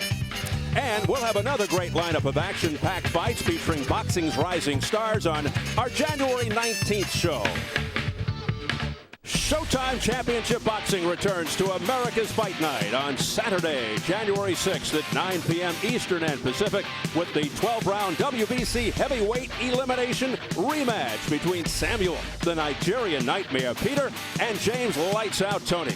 Their first fight in September ended in a split decision for Peter, and now the WBC has mandated a rematch to determine the mandatory challenger for the WBC title. We're really looking forward to next month, which will feature the sequel to a very controversial and entertaining first fight just 3 months ago. And Al, a great way to kick off the new year with Peter versus Tony 2. Yeah, it sure is, Steve. Well, you know, the much maligned heavyweight division did produce some scintillating matches last year. One of them was the James Toney Sam Peter matchup. Peter got the win. He thought it would lead him to a championship match. The WBC said, not so fast. You have to do it again. Well, it's Sam Peter's loss, but it's our gain because it creates potentially another very good fight. A couple of storylines that continue on into fight number 2 between these two men. Can James Toney get himself in the kind of condition it will take to sustain continued activity over 12 rounds so that he could win a decision, which he's likely to have to do to win this fight?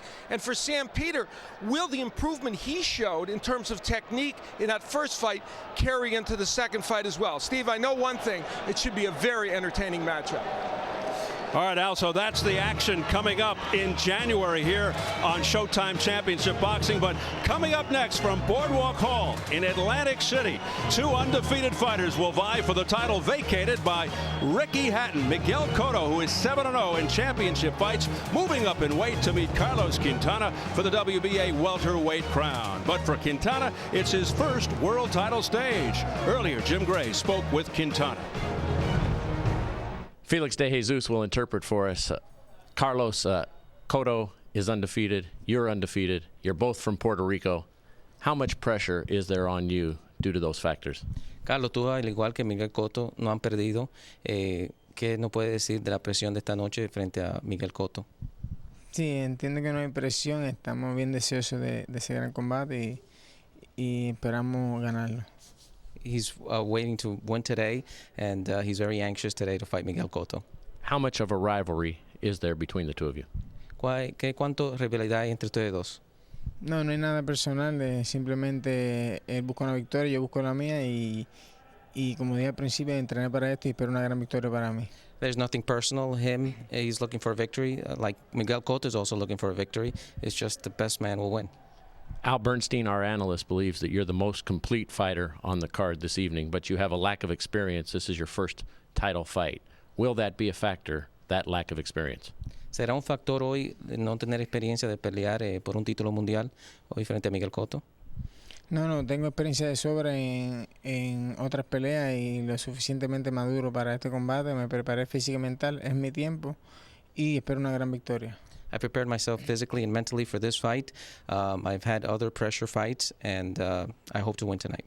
Because of your familiarity with Cotto, what concerns you the most? Como conoces a Cotto, ¿qué es lo más que te preocupa sobre Miguel Cotto?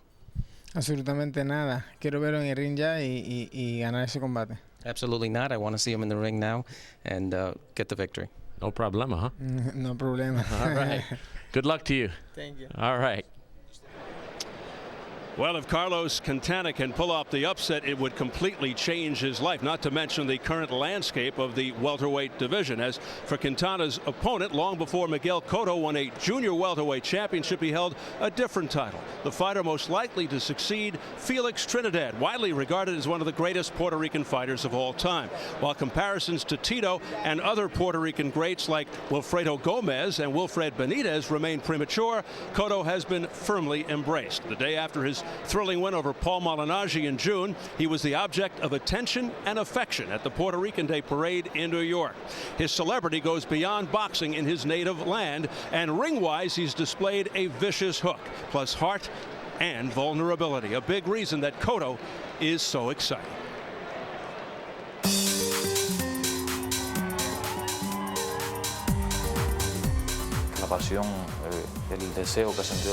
I think the passion, the desire as a Puerto Rican to keep winning, keep striving, to be like those famous boxers from our past is what has inspired me all these years. Top three? For me, the top three Puerto Rican fighters, Wilfredo Gomez, Wilfredo Benitez, and Felix Trinidad. If you took something from each of them, you would have the perfect fighter. From Gomez, I loved the heart he showed in the ring and the courage he displayed in each fight. From Trinidad, I learned how to punch with power. And from Benitez, I learned defense. No, I never get tired of the fans comparing me to these great fighters. I enjoy the fact that I'm compared to them. The people who have given so much glory to Puerto Rico. The 147-pound division is something that my system, my body has wanted for years now. I believe that this is the right time. This is the right time to do it, to move up in weight, and everyone will see that it will work out. There are a lot of names on the list in the 147-pound division. I will keep training and I'll keep fighting as I have all these years. The opponent and rival in the group that impresses me the most, it's the one they'll put in front of me next. I believe there is still a long road ahead in my career and a lot I need to learn along the way. In the next couple of years, I need to continue to work hard to get to the level of great Puerto Rican fighters. Well, before Cotto can secure a place among the all-time boxing greats of his homeland, he'll have to pass increasingly tough tests. So it's fitting that tonight's test comes against another undefeated fighter from Puerto Rico. And now, add to that contrasting styles, and we have the ingredients for a very compelling fight. We sure do, Steve. And you know, as important as the differences are between these two fighters, I think it's a shared trait that makes this match very special. Both are multi-dimensional fighters who have mastered virtually every skill necessary for success. And while this doesn't ensure victory tonight, I think Carlos Quintana is the most complete boxer on this card.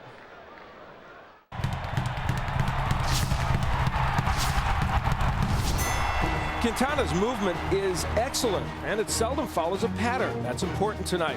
If he has a weakness, it is that he sometimes lunges in. Cotto will land a big counterpunch. He must throw combinations to keep Cotto off, and his big-ticket punch will be the left hand. He's an underrated body puncher, and this combination starts with 2 body punches delivered very quickly. And that sets up the money punch, a straight left hand to the head. He wants to hit an attacking Cotto with this punch tonight. Cotto is a big puncher, but he does his best work putting his punches together, not going for a KO. He can't allow Quintana to move at will. He has to cut that movement off. And he has many weapons, but Cotto's double left hook would be a big one against southpaw Quintana.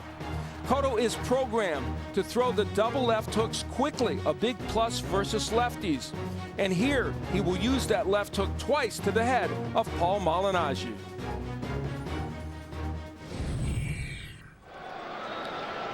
And yes, Al's keys provide an interesting insight into tonight's fan participation, as once again we invite you to text message your predictions on the Cotto-Quintana fight to us here at Showtime. If you think it'll end in less than 8 rounds, then text the number 1 to SHOTV, or if you think it'll last 8 rounds or more, text the number 2 to SHOTV. Standard text messaging rates apply.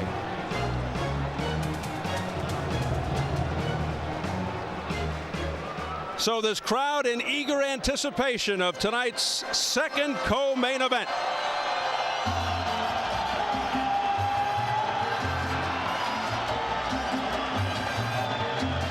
From Mocha, Puerto Rico, unbeaten southpaw Carlos Quintana. He knows how huge this is in his native land and for the many Puerto Rican fans who've traveled here to Atlantic City.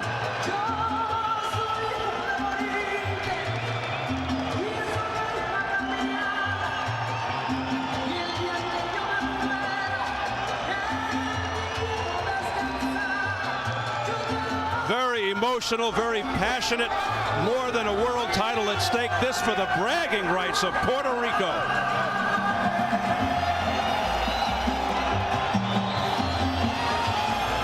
It's going to be a house divided.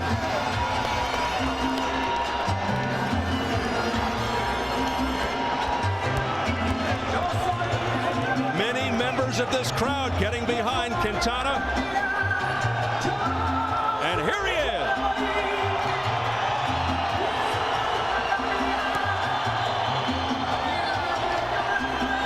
Off a very impressive win over Joel Julio, excellent all-around athlete.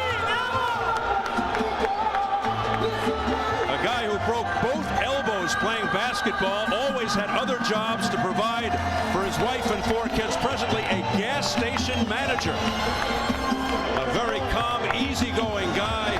Nothing seems to bother him, but tonight could be the toughest test of his chin ever, even though Cotto is not really a one-punch KO guy, but he does hit hard.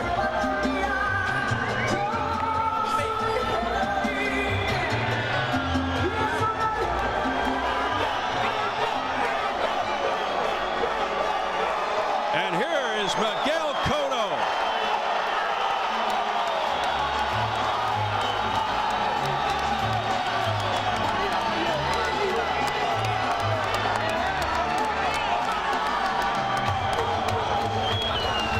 He's the pride of Caguas, now the best-known welterweight in the world, with Mayweather moving up. Very impressive young man. Made the effort to learn how to speak English to make himself more marketable. Very relaxed but intensely focused. A fighter who is in his prime on many pound-for-pound lists and on the cusp of superstardom.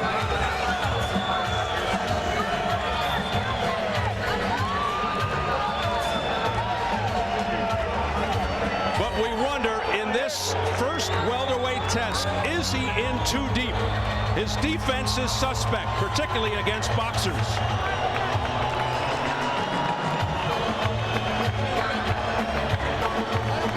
Al, here we are, the biggest showdown of Puerto Rican fighters since Hector Camacho fought Edwin Rosario in 20 years. But one of the things that bears mentioning is these Puerto Rican fans are very knowledgeable. You hear the passion they have right now for Miguel Cotto. They understand good boxing, and they know these are two very good boxers. So whoever wins their affection will have earned it. It is deafening here at Boardwalk Hall. So much on the line. Cotto, a national hero in Puerto Rico, cannot afford to let down. Some last-minute praying as he goes up against a guy many consider quite formidable in Carlos Quintana. So many eyes in boxing man Puerto Rico on this fight. Let's size them up as we check out the tail of the tape. At 26, Cotto, 4 years younger, but more experienced than Quintana. However, Cotto gives up 2 inches in height and 5 inches in reach. At yesterday's weigh-in, Cotto, 146, Quintana, 147. And the key unified rules for this world title fight: no standing 8 count, no 3 knockdown rule. A fighter cannot be saved by the bell in any round. If an accidental headbutt causes a fight to end within 4 rounds, it's a no decision. After 4 rounds, they go to the scorecards. And if a punch causes a cut and the injured fighter can't continue, he loses by TKO. So here at Boardwalk Hall in Atlantic City, New Jersey, we're getting ready for Miguel Cotto versus Carlos Quintana for the vacant WBA welterweight title. Let's get the official introductions from our ring announcer, the classy Jimmy Lennon Jr. Ladies and gentlemen, we welcome you to Boardwalk Hall here in Atlantic City, New Jersey, for the featured bout of the evening, brought to you by Bob Arum's Top Rank Incorporated and Northeast Promotions in association with Caesars Atlantic City and Showtime. This bout coming away is sanctioned by the World Boxing Association, President Gilberto Mendoza, Supervisor York Van Nixon, along with the New Jersey State Athletic Control Board, Commissioner Larry Hazard. Our lead physician at ringside, Dr. Dominic Coletta. Timekeepers at the bell tonight, Ray Ryan and Earl Curry. And introducing our 3 judges scoring this bout from ringside. From Avon, Connecticut, Glenn Feldman. From Philadelphia, Pennsylvania, George Hill. And from Ardsley, New York, Malvina Lathan. Introducing our 3rd man in the ring, our referee in charge, hailing from Ventnor, New Jersey, Steve Smoger. All right, fans, here we go with our main event of the evening. The world's top welterweights, both from Puerto Rico, in a showdown, 12 rounds of boxing for the vacant WBA welterweight championship of the world. And now, ladies and gentlemen in attendance and boxing fans joining us around the world, live from Atlantic City, it's showtime!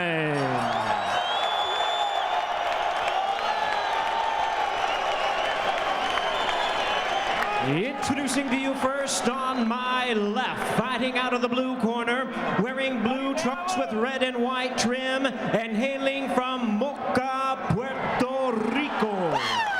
He weighed in at the welterweight limit of 147 pounds.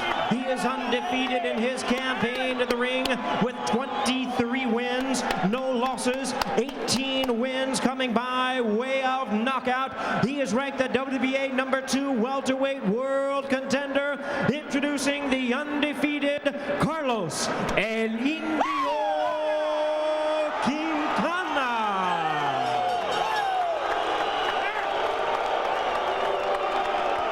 And his opponent across the ring on my right, fighting out of the red corner in this vacant world championship attraction, wearing white trunks with red and black trim, hailing from Caguas, Puerto Rico. He weighed in at 146 pounds. He also is undefeated in his professional campaign with a record of 27 wins, no losses, 22 wins coming by way of knockout. Currently ranked #1 WBA welterweight contender. Ladies and gentlemen, please welcome the former WBO junior welterweight champion of the world, introducing the undefeated Miguel Cotto.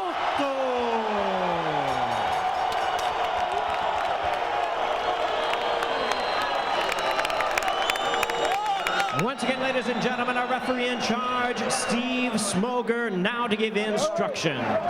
Thank you for everything, boss. Thank you.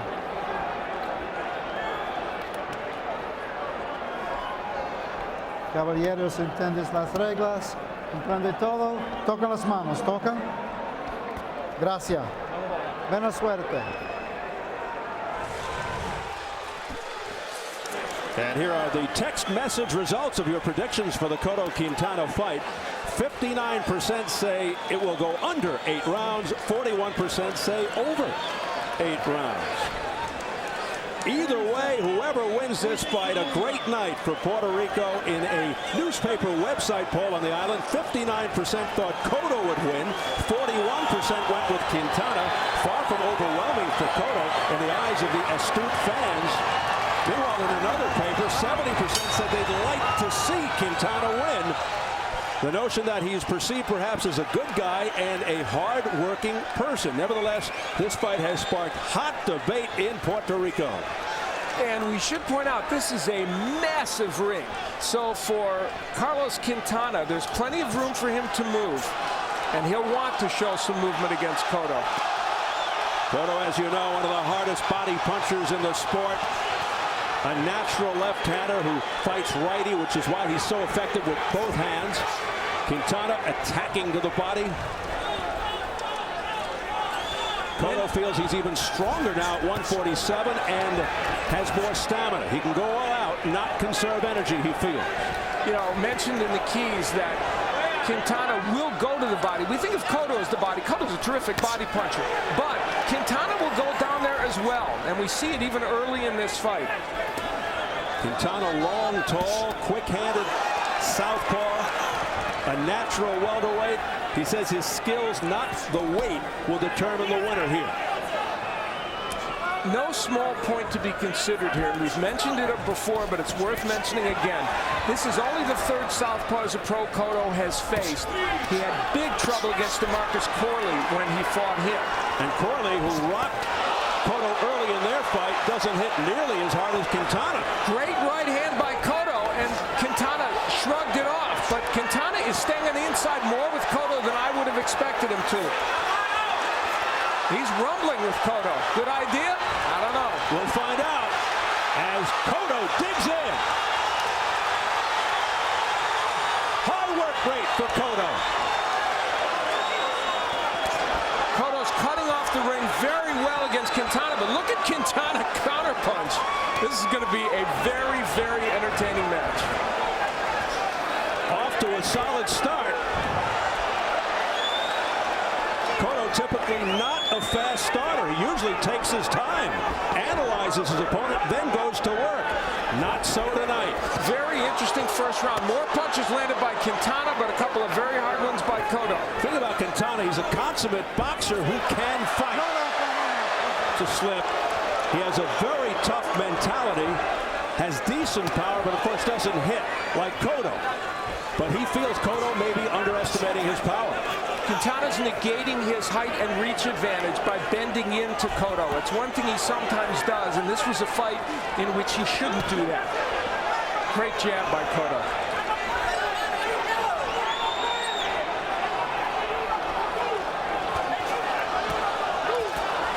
So an action-packed opening round here in Atlantic City between Cotto and Quintana. They are going at it. Our translator, Felix De Jesus.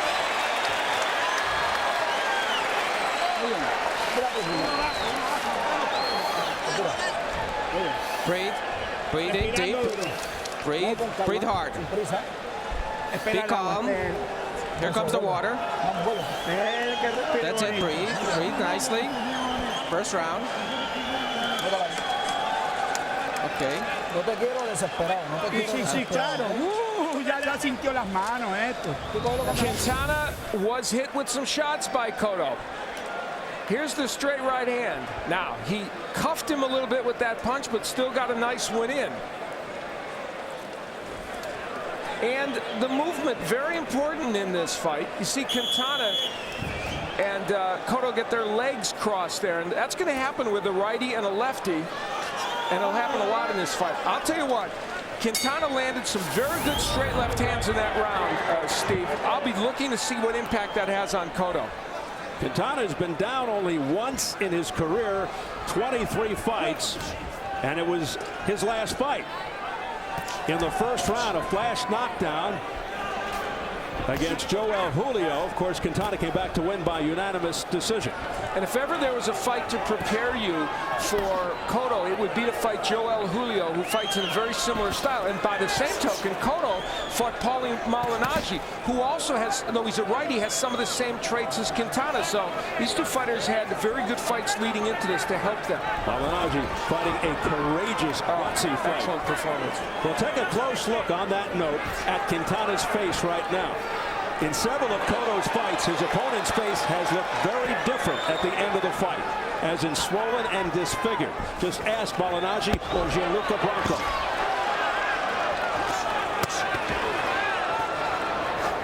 Now, Quintana is the real welterweight, if you will. He's been welterweight his whole career for the most part. Cotto moving up. And we got the impression that Quintana felt he could stand with Cotto if he had to, that he's the true welterweight. But we'll see. And for the most part, he's doing that. Although he is moving, he's not running.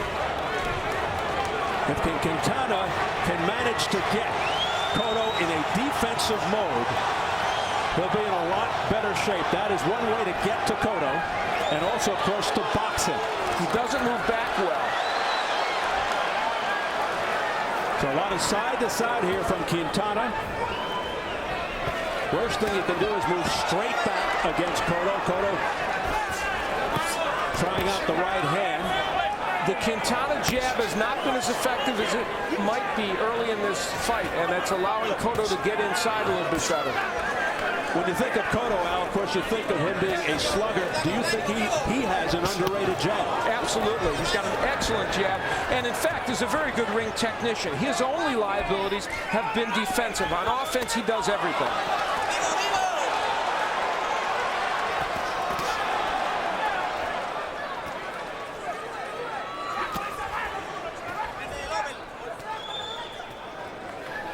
So it's been a quick pace here from the outset. Things finally settling down for the moment.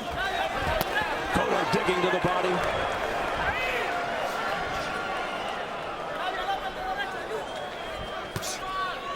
Cotto now more measured, but in stalking fashion. Now he's now following Quintana around the ring, not cutting it off as much, Cotto, and that's been a little bit of a problem for him and might be allowing Quintana to take this round.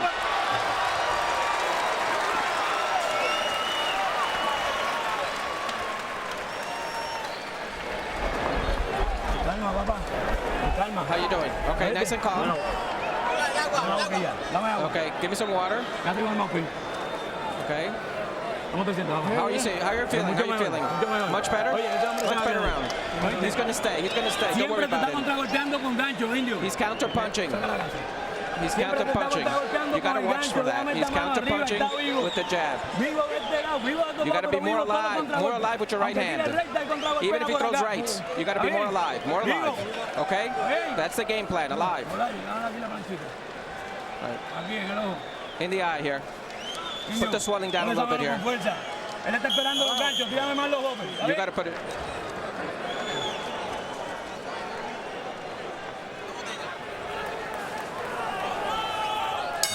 So we head into round 3, scheduled for 12 for the vacant WBA welterweight championship.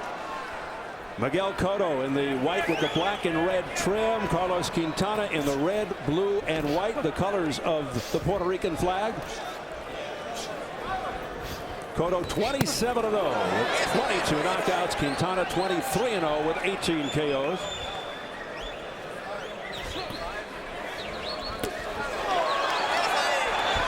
Cotto trying to get under the elbows to the liver area of Quintana. I don't know if it's nerves or what, but Quintana is leaning in a lot more and lunging in more than he normally does. And it's really, potentially, I think, going to create a problem for him in this fight. Cotto will get to him with one of those counter punches if he keeps leaning in like that.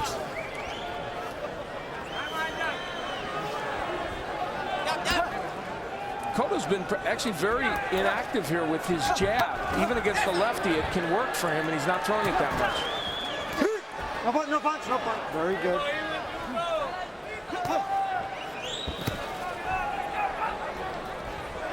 Quintana's movement giving Cotto just enough trouble so that he can't set himself and land the shots he wants. There's a good left hand by Quintana. Cotto more or less just coming straight in on Quintana, not moving to his left away from the power of Quintana. Here's Quintana going to work. Got Cotto on the ropes, able to slither off. You want to throw straight punches against Miguel Cotto, and that's what Quintana did in that sequence. Oh, beautiful left by Quintana. He's up. Quintana gaining confidence here, but there's a sweeping left by Cotto that tagged Quintana on the top of the head. No punch, no punch, no punch, no punch. Nice combination upstairs by Quintana. Well, you can hit Miguel Cotto, but that very low blow by Quintana.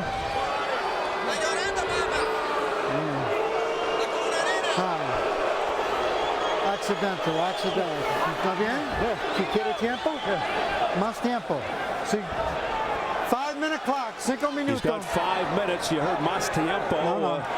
Steve Smoger in his 60th world title fight. They're in good hands with Smoger in there. He is one of the very best referees in boxing. Okay.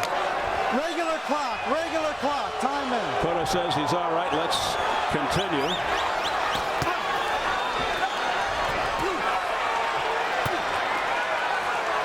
So that a very low blow by Quintana. Smoger ruled it accidental.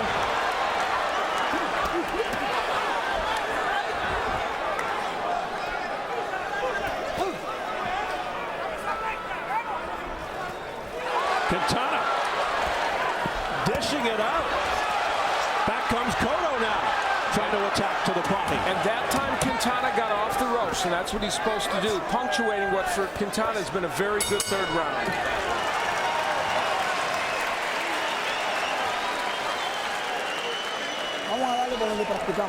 Okay. The way we did it in practice. Let's go. Keep breathing. Breathe deep. Real deep. Real deep. You can't let him throw first. He's a lefty. Remember that. You can't let him throw first. Well, in Quintana's fight with Joel Julio, he hurt him badly in the 6th round with a body shot, so he's committed to going to the body. But this one strays a smidge low. Oop. And, of course, they gave the time to Cotto to get himself together, but Steve Smoger wisely did not take any points away. And here is Cotto pressuring Quintana, but he moves off the ropes, and you can see it very good from our camera above the ring. That's exactly the kind of movement Quintana wants. Quintana skilled, accurate, tries to let his opponent take the chances and picks his spots.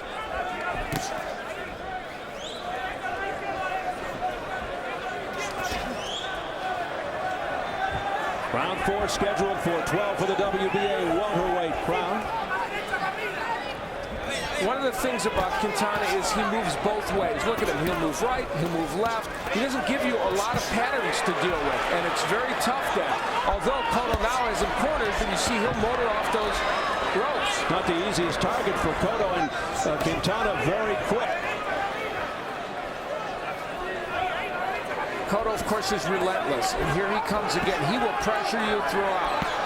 And he feels at 147 now, he can pressure through a whole fight. He felt his last couple fights, he could only fight in spurts because he had to lose that extra weight. It was a terrible, exhausting strain for him, and he is so happy to be at this weight now. Good, very good. He says he will not turn out like Ricky Hatton, who went to 147 then returned. He said he'll never go back to 140. Body shot there by Cotto. Quintana looks over to Steve Smoger and saying that may have been questionable. Straight left hand, a counter punch by Quintana. That's his big ticket punch. And Quintana trapped on the ropes where he does not want to be against a hard body puncher like Cotto. And yet Cotto missed a lot when he was on the ropes. And why, Steve? Because he didn't go to the body.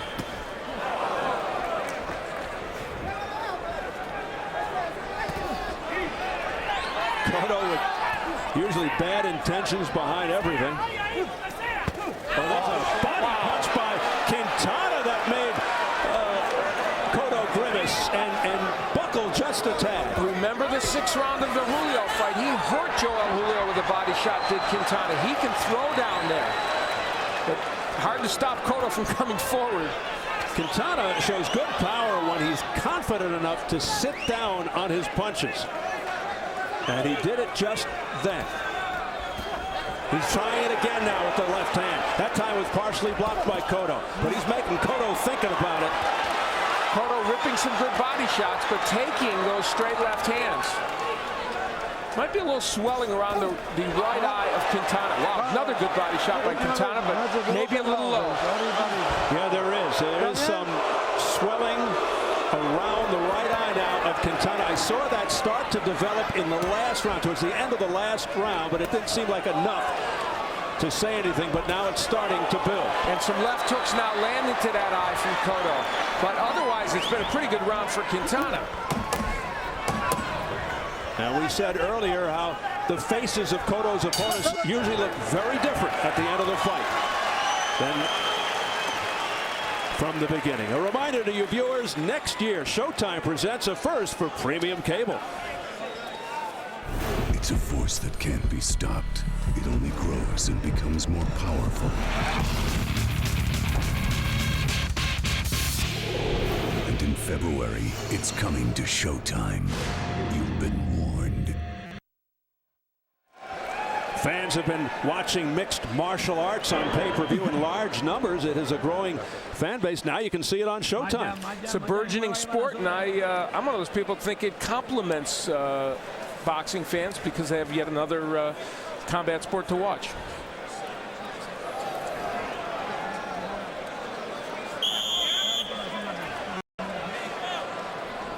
Working on that right eye area that's swelling up on Quintana. He is beginning to take on the look of a person in battle. And that is usually the case when you're opposed by Miguel Cotto.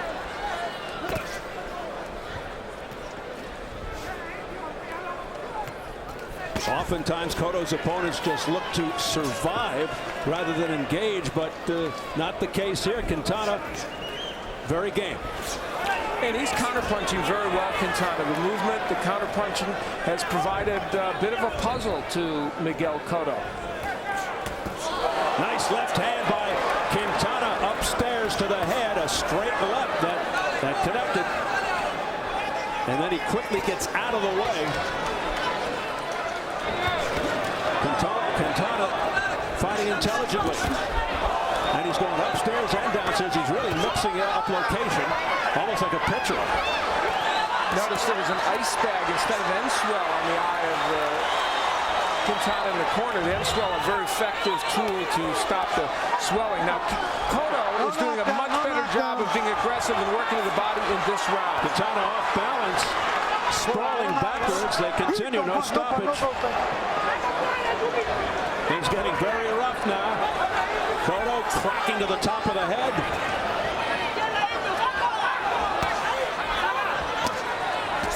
Good left hand by Cotto. Another one. Cotto switching to lefty, and he's a natural lefty in everything in life except boxing, but we have seldom seen him turn to the lefty stance. This is interesting. He does it every once in so often to try and confuse his opponents, and now it's lefty against lefty. It's a mistake for Cotto to do this. He was so effective as a right. Well, but guess what? Maybe I'm wrong. He's coming through with some tough shots. This is a seminal moment for Carlos Quintana right now. And now he switches back to conventional, and he's landing to the body. Big sequence here for Miguel Cotto. This fight has turned. Oh, my. And Quintana is down.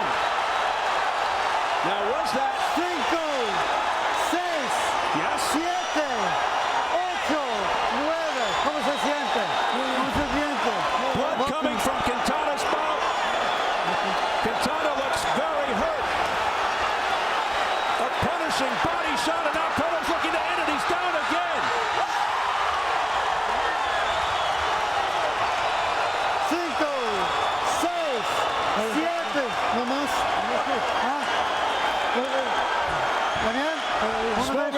crowd select. It's right in Quintana's ear, and he says, "You want to continue?" Cotto's trying to end it. Only 5 seconds left. Can he make it through the round? He holds on for dear life, and he made it.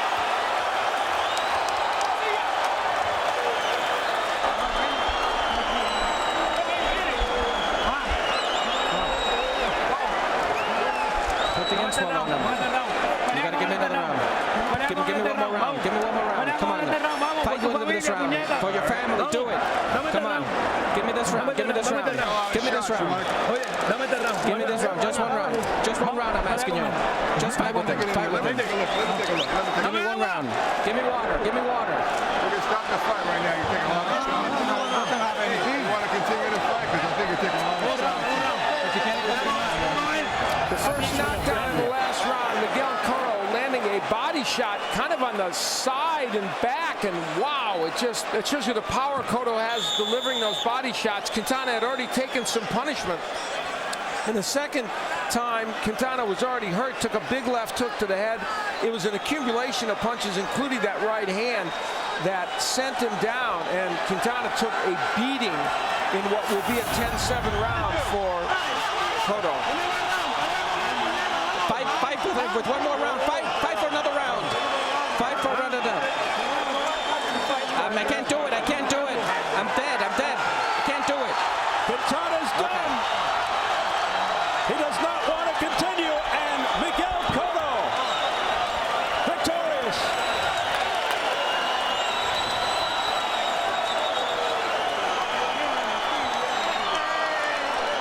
Quintana does not answer the bell for round 6 after being down twice in round 5. He was down only once in his entire career before tonight. A vicious display in that 5th round by Miguel Cotto, punishing blows. That body shot that put him down for the first time was brutal, and then the accumulative effect put him down again. And a very discouraged and disappointed, dejected Carlos Quintana. Miguel Cotto belongs at 147 pounds. He has brought his power with him, and this fight turned on the power of Quintana. Really, Quintana landed some very good straight left hands. They did not hurt Cotto. That was the difference. Very impressive display by Miguel Cotto in his first fight at 147 pounds, and he is ready to begin his march as he wins his 2nd world championship. He said 2007 would be the year of the welterweights. It may well be, and he will be right in the mix. So Miguel Cotto, once one of the best at 140, starts off brilliantly at 147 against formidable opposition. Makes the successful jump in weight. Now 28-0 with 23 knockouts, and he also captures the bragging rights as Puerto Rico's premier fighter. Meanwhile, Carlos Quintana unsuccessful, his first crack at a world title. Cotto hands Quintana his first loss, now 23-1. So a milestone night for Cotto. In a moment, we're going to go back into the Quintana corner and listen with translation to everything that transpired, so you do not miss a thing.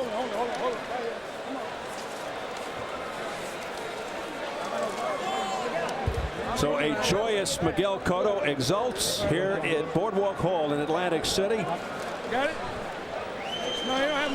as he put on a display of power.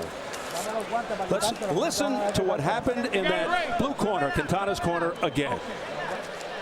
One round, one round. Double round, double round. Double round, double round. One round, give me one round. Okay, give me one round, give me one round. Give me one round. One round, one round. What do you want to do? Fight. One round. Give me one round. Pelea con el puñeta, vamos. ¿Ah? ¿Ah?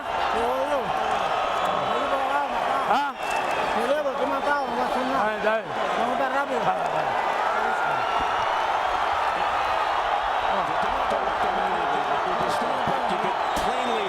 Quintana saying that he did not want to continue. He did not want to incur any more wrath from this man. Miguel Cotto, that last man who flew in there, was the head of the New Jersey Commission, Larry Hazard, and he's the one who ultimately waved it off. Let's get the official announcement from our ring announcer, Jimmy Lennon Jr. Ladies and gentlemen, this bout has been stopped at the end of round number 5. A referee in charge, Steve Smoger, stops the contest upon advice of a ringside physician. He is the winner by way of technical knockout. He is still undefeated. He is the new WBA welterweight champion of the world, Miguel Cotto. So there is no doubt as to who is #1 in Puerto Rico. Brilliant performance by Cotto in that early on. He had to face a very clever boxer who was also throwing some very potent punches, and Cotto weathered it and then showed that amazing power that made him such a force at 140. So what happens next? Well, the winner here is supposed to fight Akde Urcal, the WBA's #1 mandatory in March. Let's get it up to Jim Gray in the ring. Jim? All right, Steve, thank you very much. Steve, let's start with you. Dr. Shaber, it appeared to us, came over to you and recommended that the fight be stopped. And what made you decide to stop it? That recommendation? Yes, I asked Carlos, could he continue? Como se siente in Espanol? He wasn't responsive. The corner is very brave. The corner wanted to continue, but when I looked in his eyes, I've done Carlos before. He indicated, in my opinion, he never recovered from the liver shot. That liver shot was the end of the fight. I was just very happy that he ended up on his feet and was able to make his corner where I could get medical advice. Steve, thank you. God bless you. Good job. Campeón. Thanks. Miguel, congratulations to you.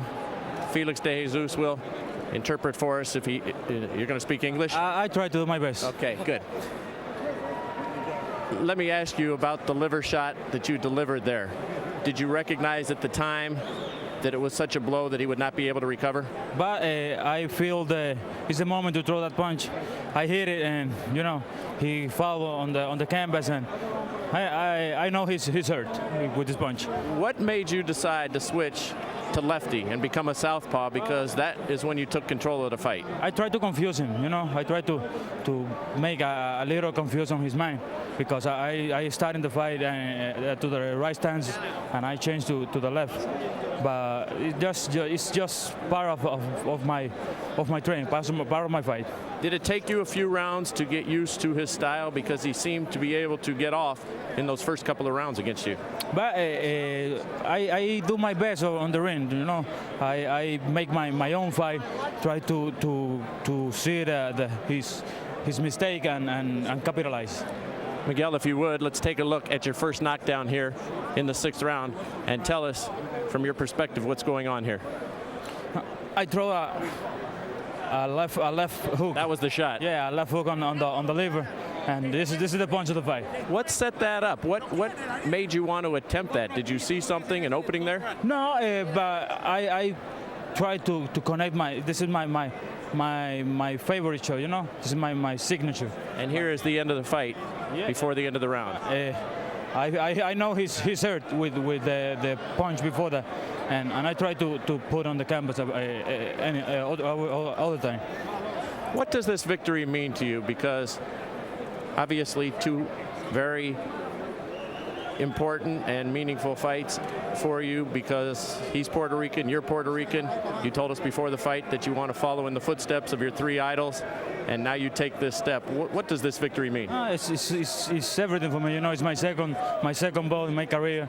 I was a champion in 140 pounds. I'm a champion now in 147. I'm going to catch whatever I can in here in boxing. Stay with us, because we're going to see what you want to do, Urcal and Margarito. Are you okay, Carlos?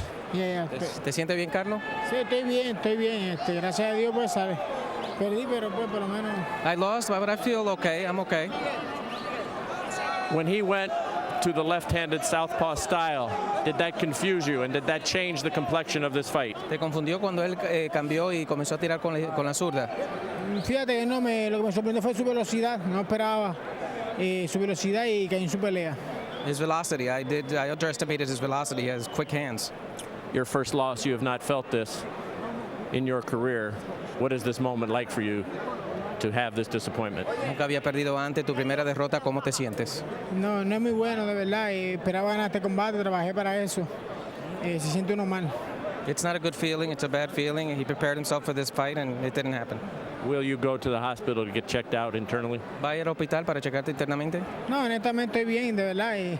Por eso caí en su pelea, no le sentí las manos. En realidad Miguel es un tipo bien rápido y fuerte, sí, se siente sus manos, pero no esperaba que diera más duro y por eso caí en su pelea. No, I won't go to the hospital, but you got to give all respect to Miguel. He's very fast, and he hit me pretty good. Thank you. Gracias a ustedes. Miguel, you're now supposed to fight Urkel. Yeah. Is that what you'll do? But yeah, it's a mandatory fight for the WBA, and I'm going to train for that fight. And then would it be Margarito after that? But that's not my job. My job is just train and fight. If my company put Margarito in front of me, I'm training for him. But would you like to fight him? Yeah, I don't matter who's going to be my opponent. I just train for him, and I'm going to beat him. 147 seemed to fit you pretty well. Yeah, You're definitely not going back, are you? Nah, I'm not going back to 140 pounds. It's tough for me, but I feel great in 147 pounds. I feel comfortable here, and I'm going to catch whatever I got, no matter whatever boxing have for me. All right, congratulations. Final thought, how do you think that the three that you idolize would have assessed your performance? You know, Puerto Rico is a great champion. Trinidad, Gomez, Ortiz, Benitez. You know, I dream, I wish one day I be like them. Well, you're well on your way. Congratulations. Thank you. All right. Back to you, Steve.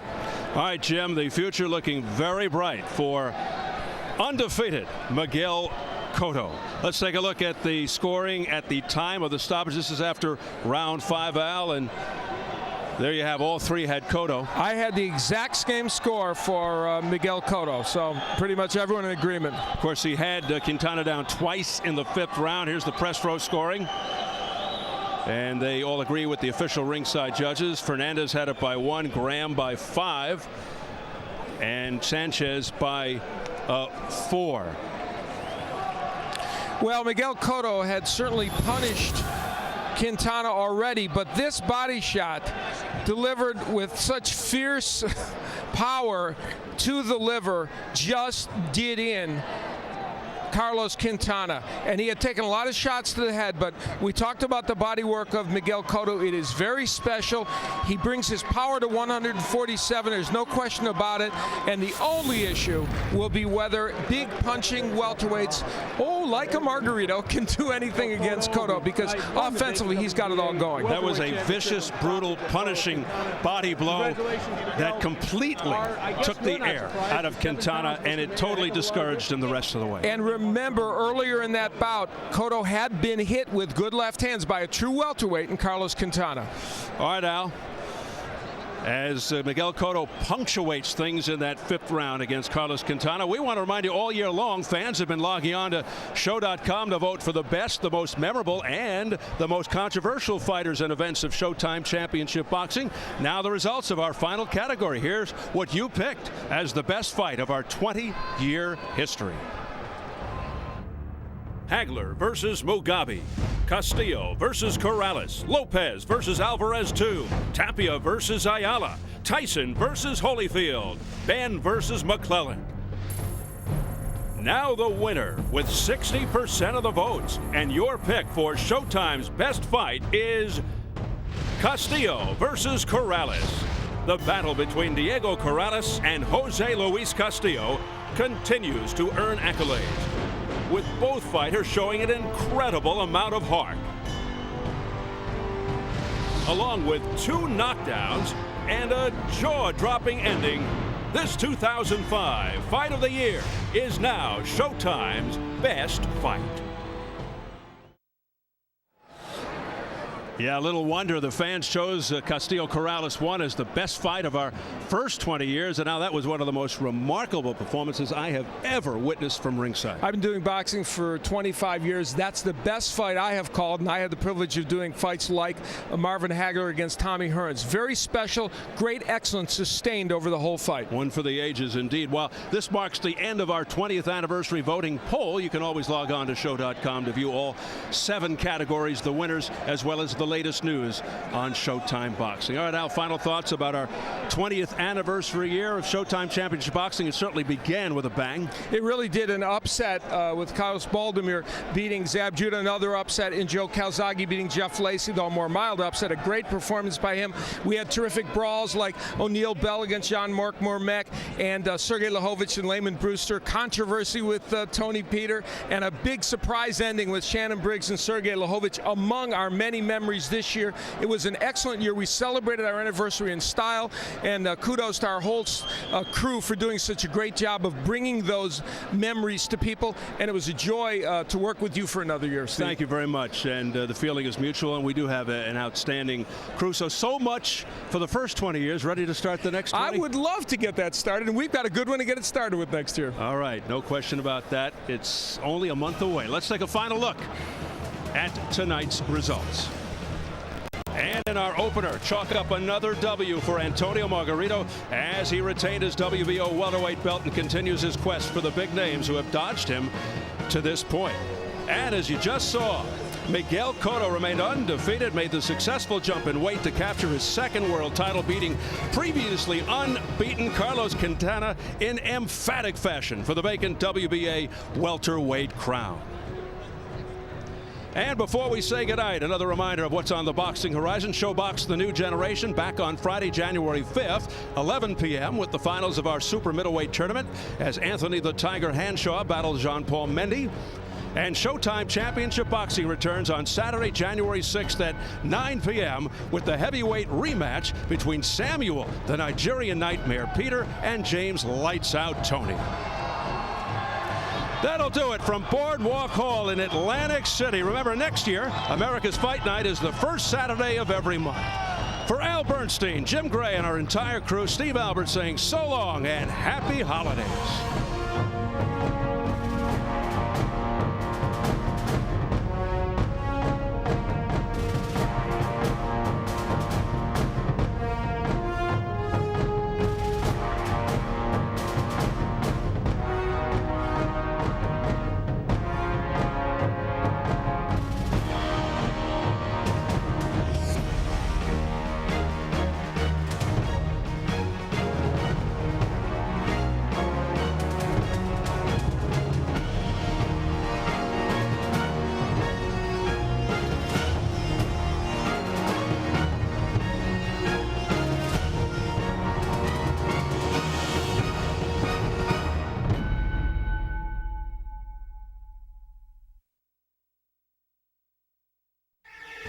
America's Fight Night is on Showtime on the first Saturday of every month. On January 6th, Samuel Peter, James Tony in the rematch that had to happen. Look at this series of shots by Tony. They gave it their all in the first fight. Peter jumps all over James. Big right hand. But when the smoke settled, Peter prevailed. Now Tony is seeking his revenge. He's not winning this fight. This is not over. Peter versus Tony, the rematch, Saturday, January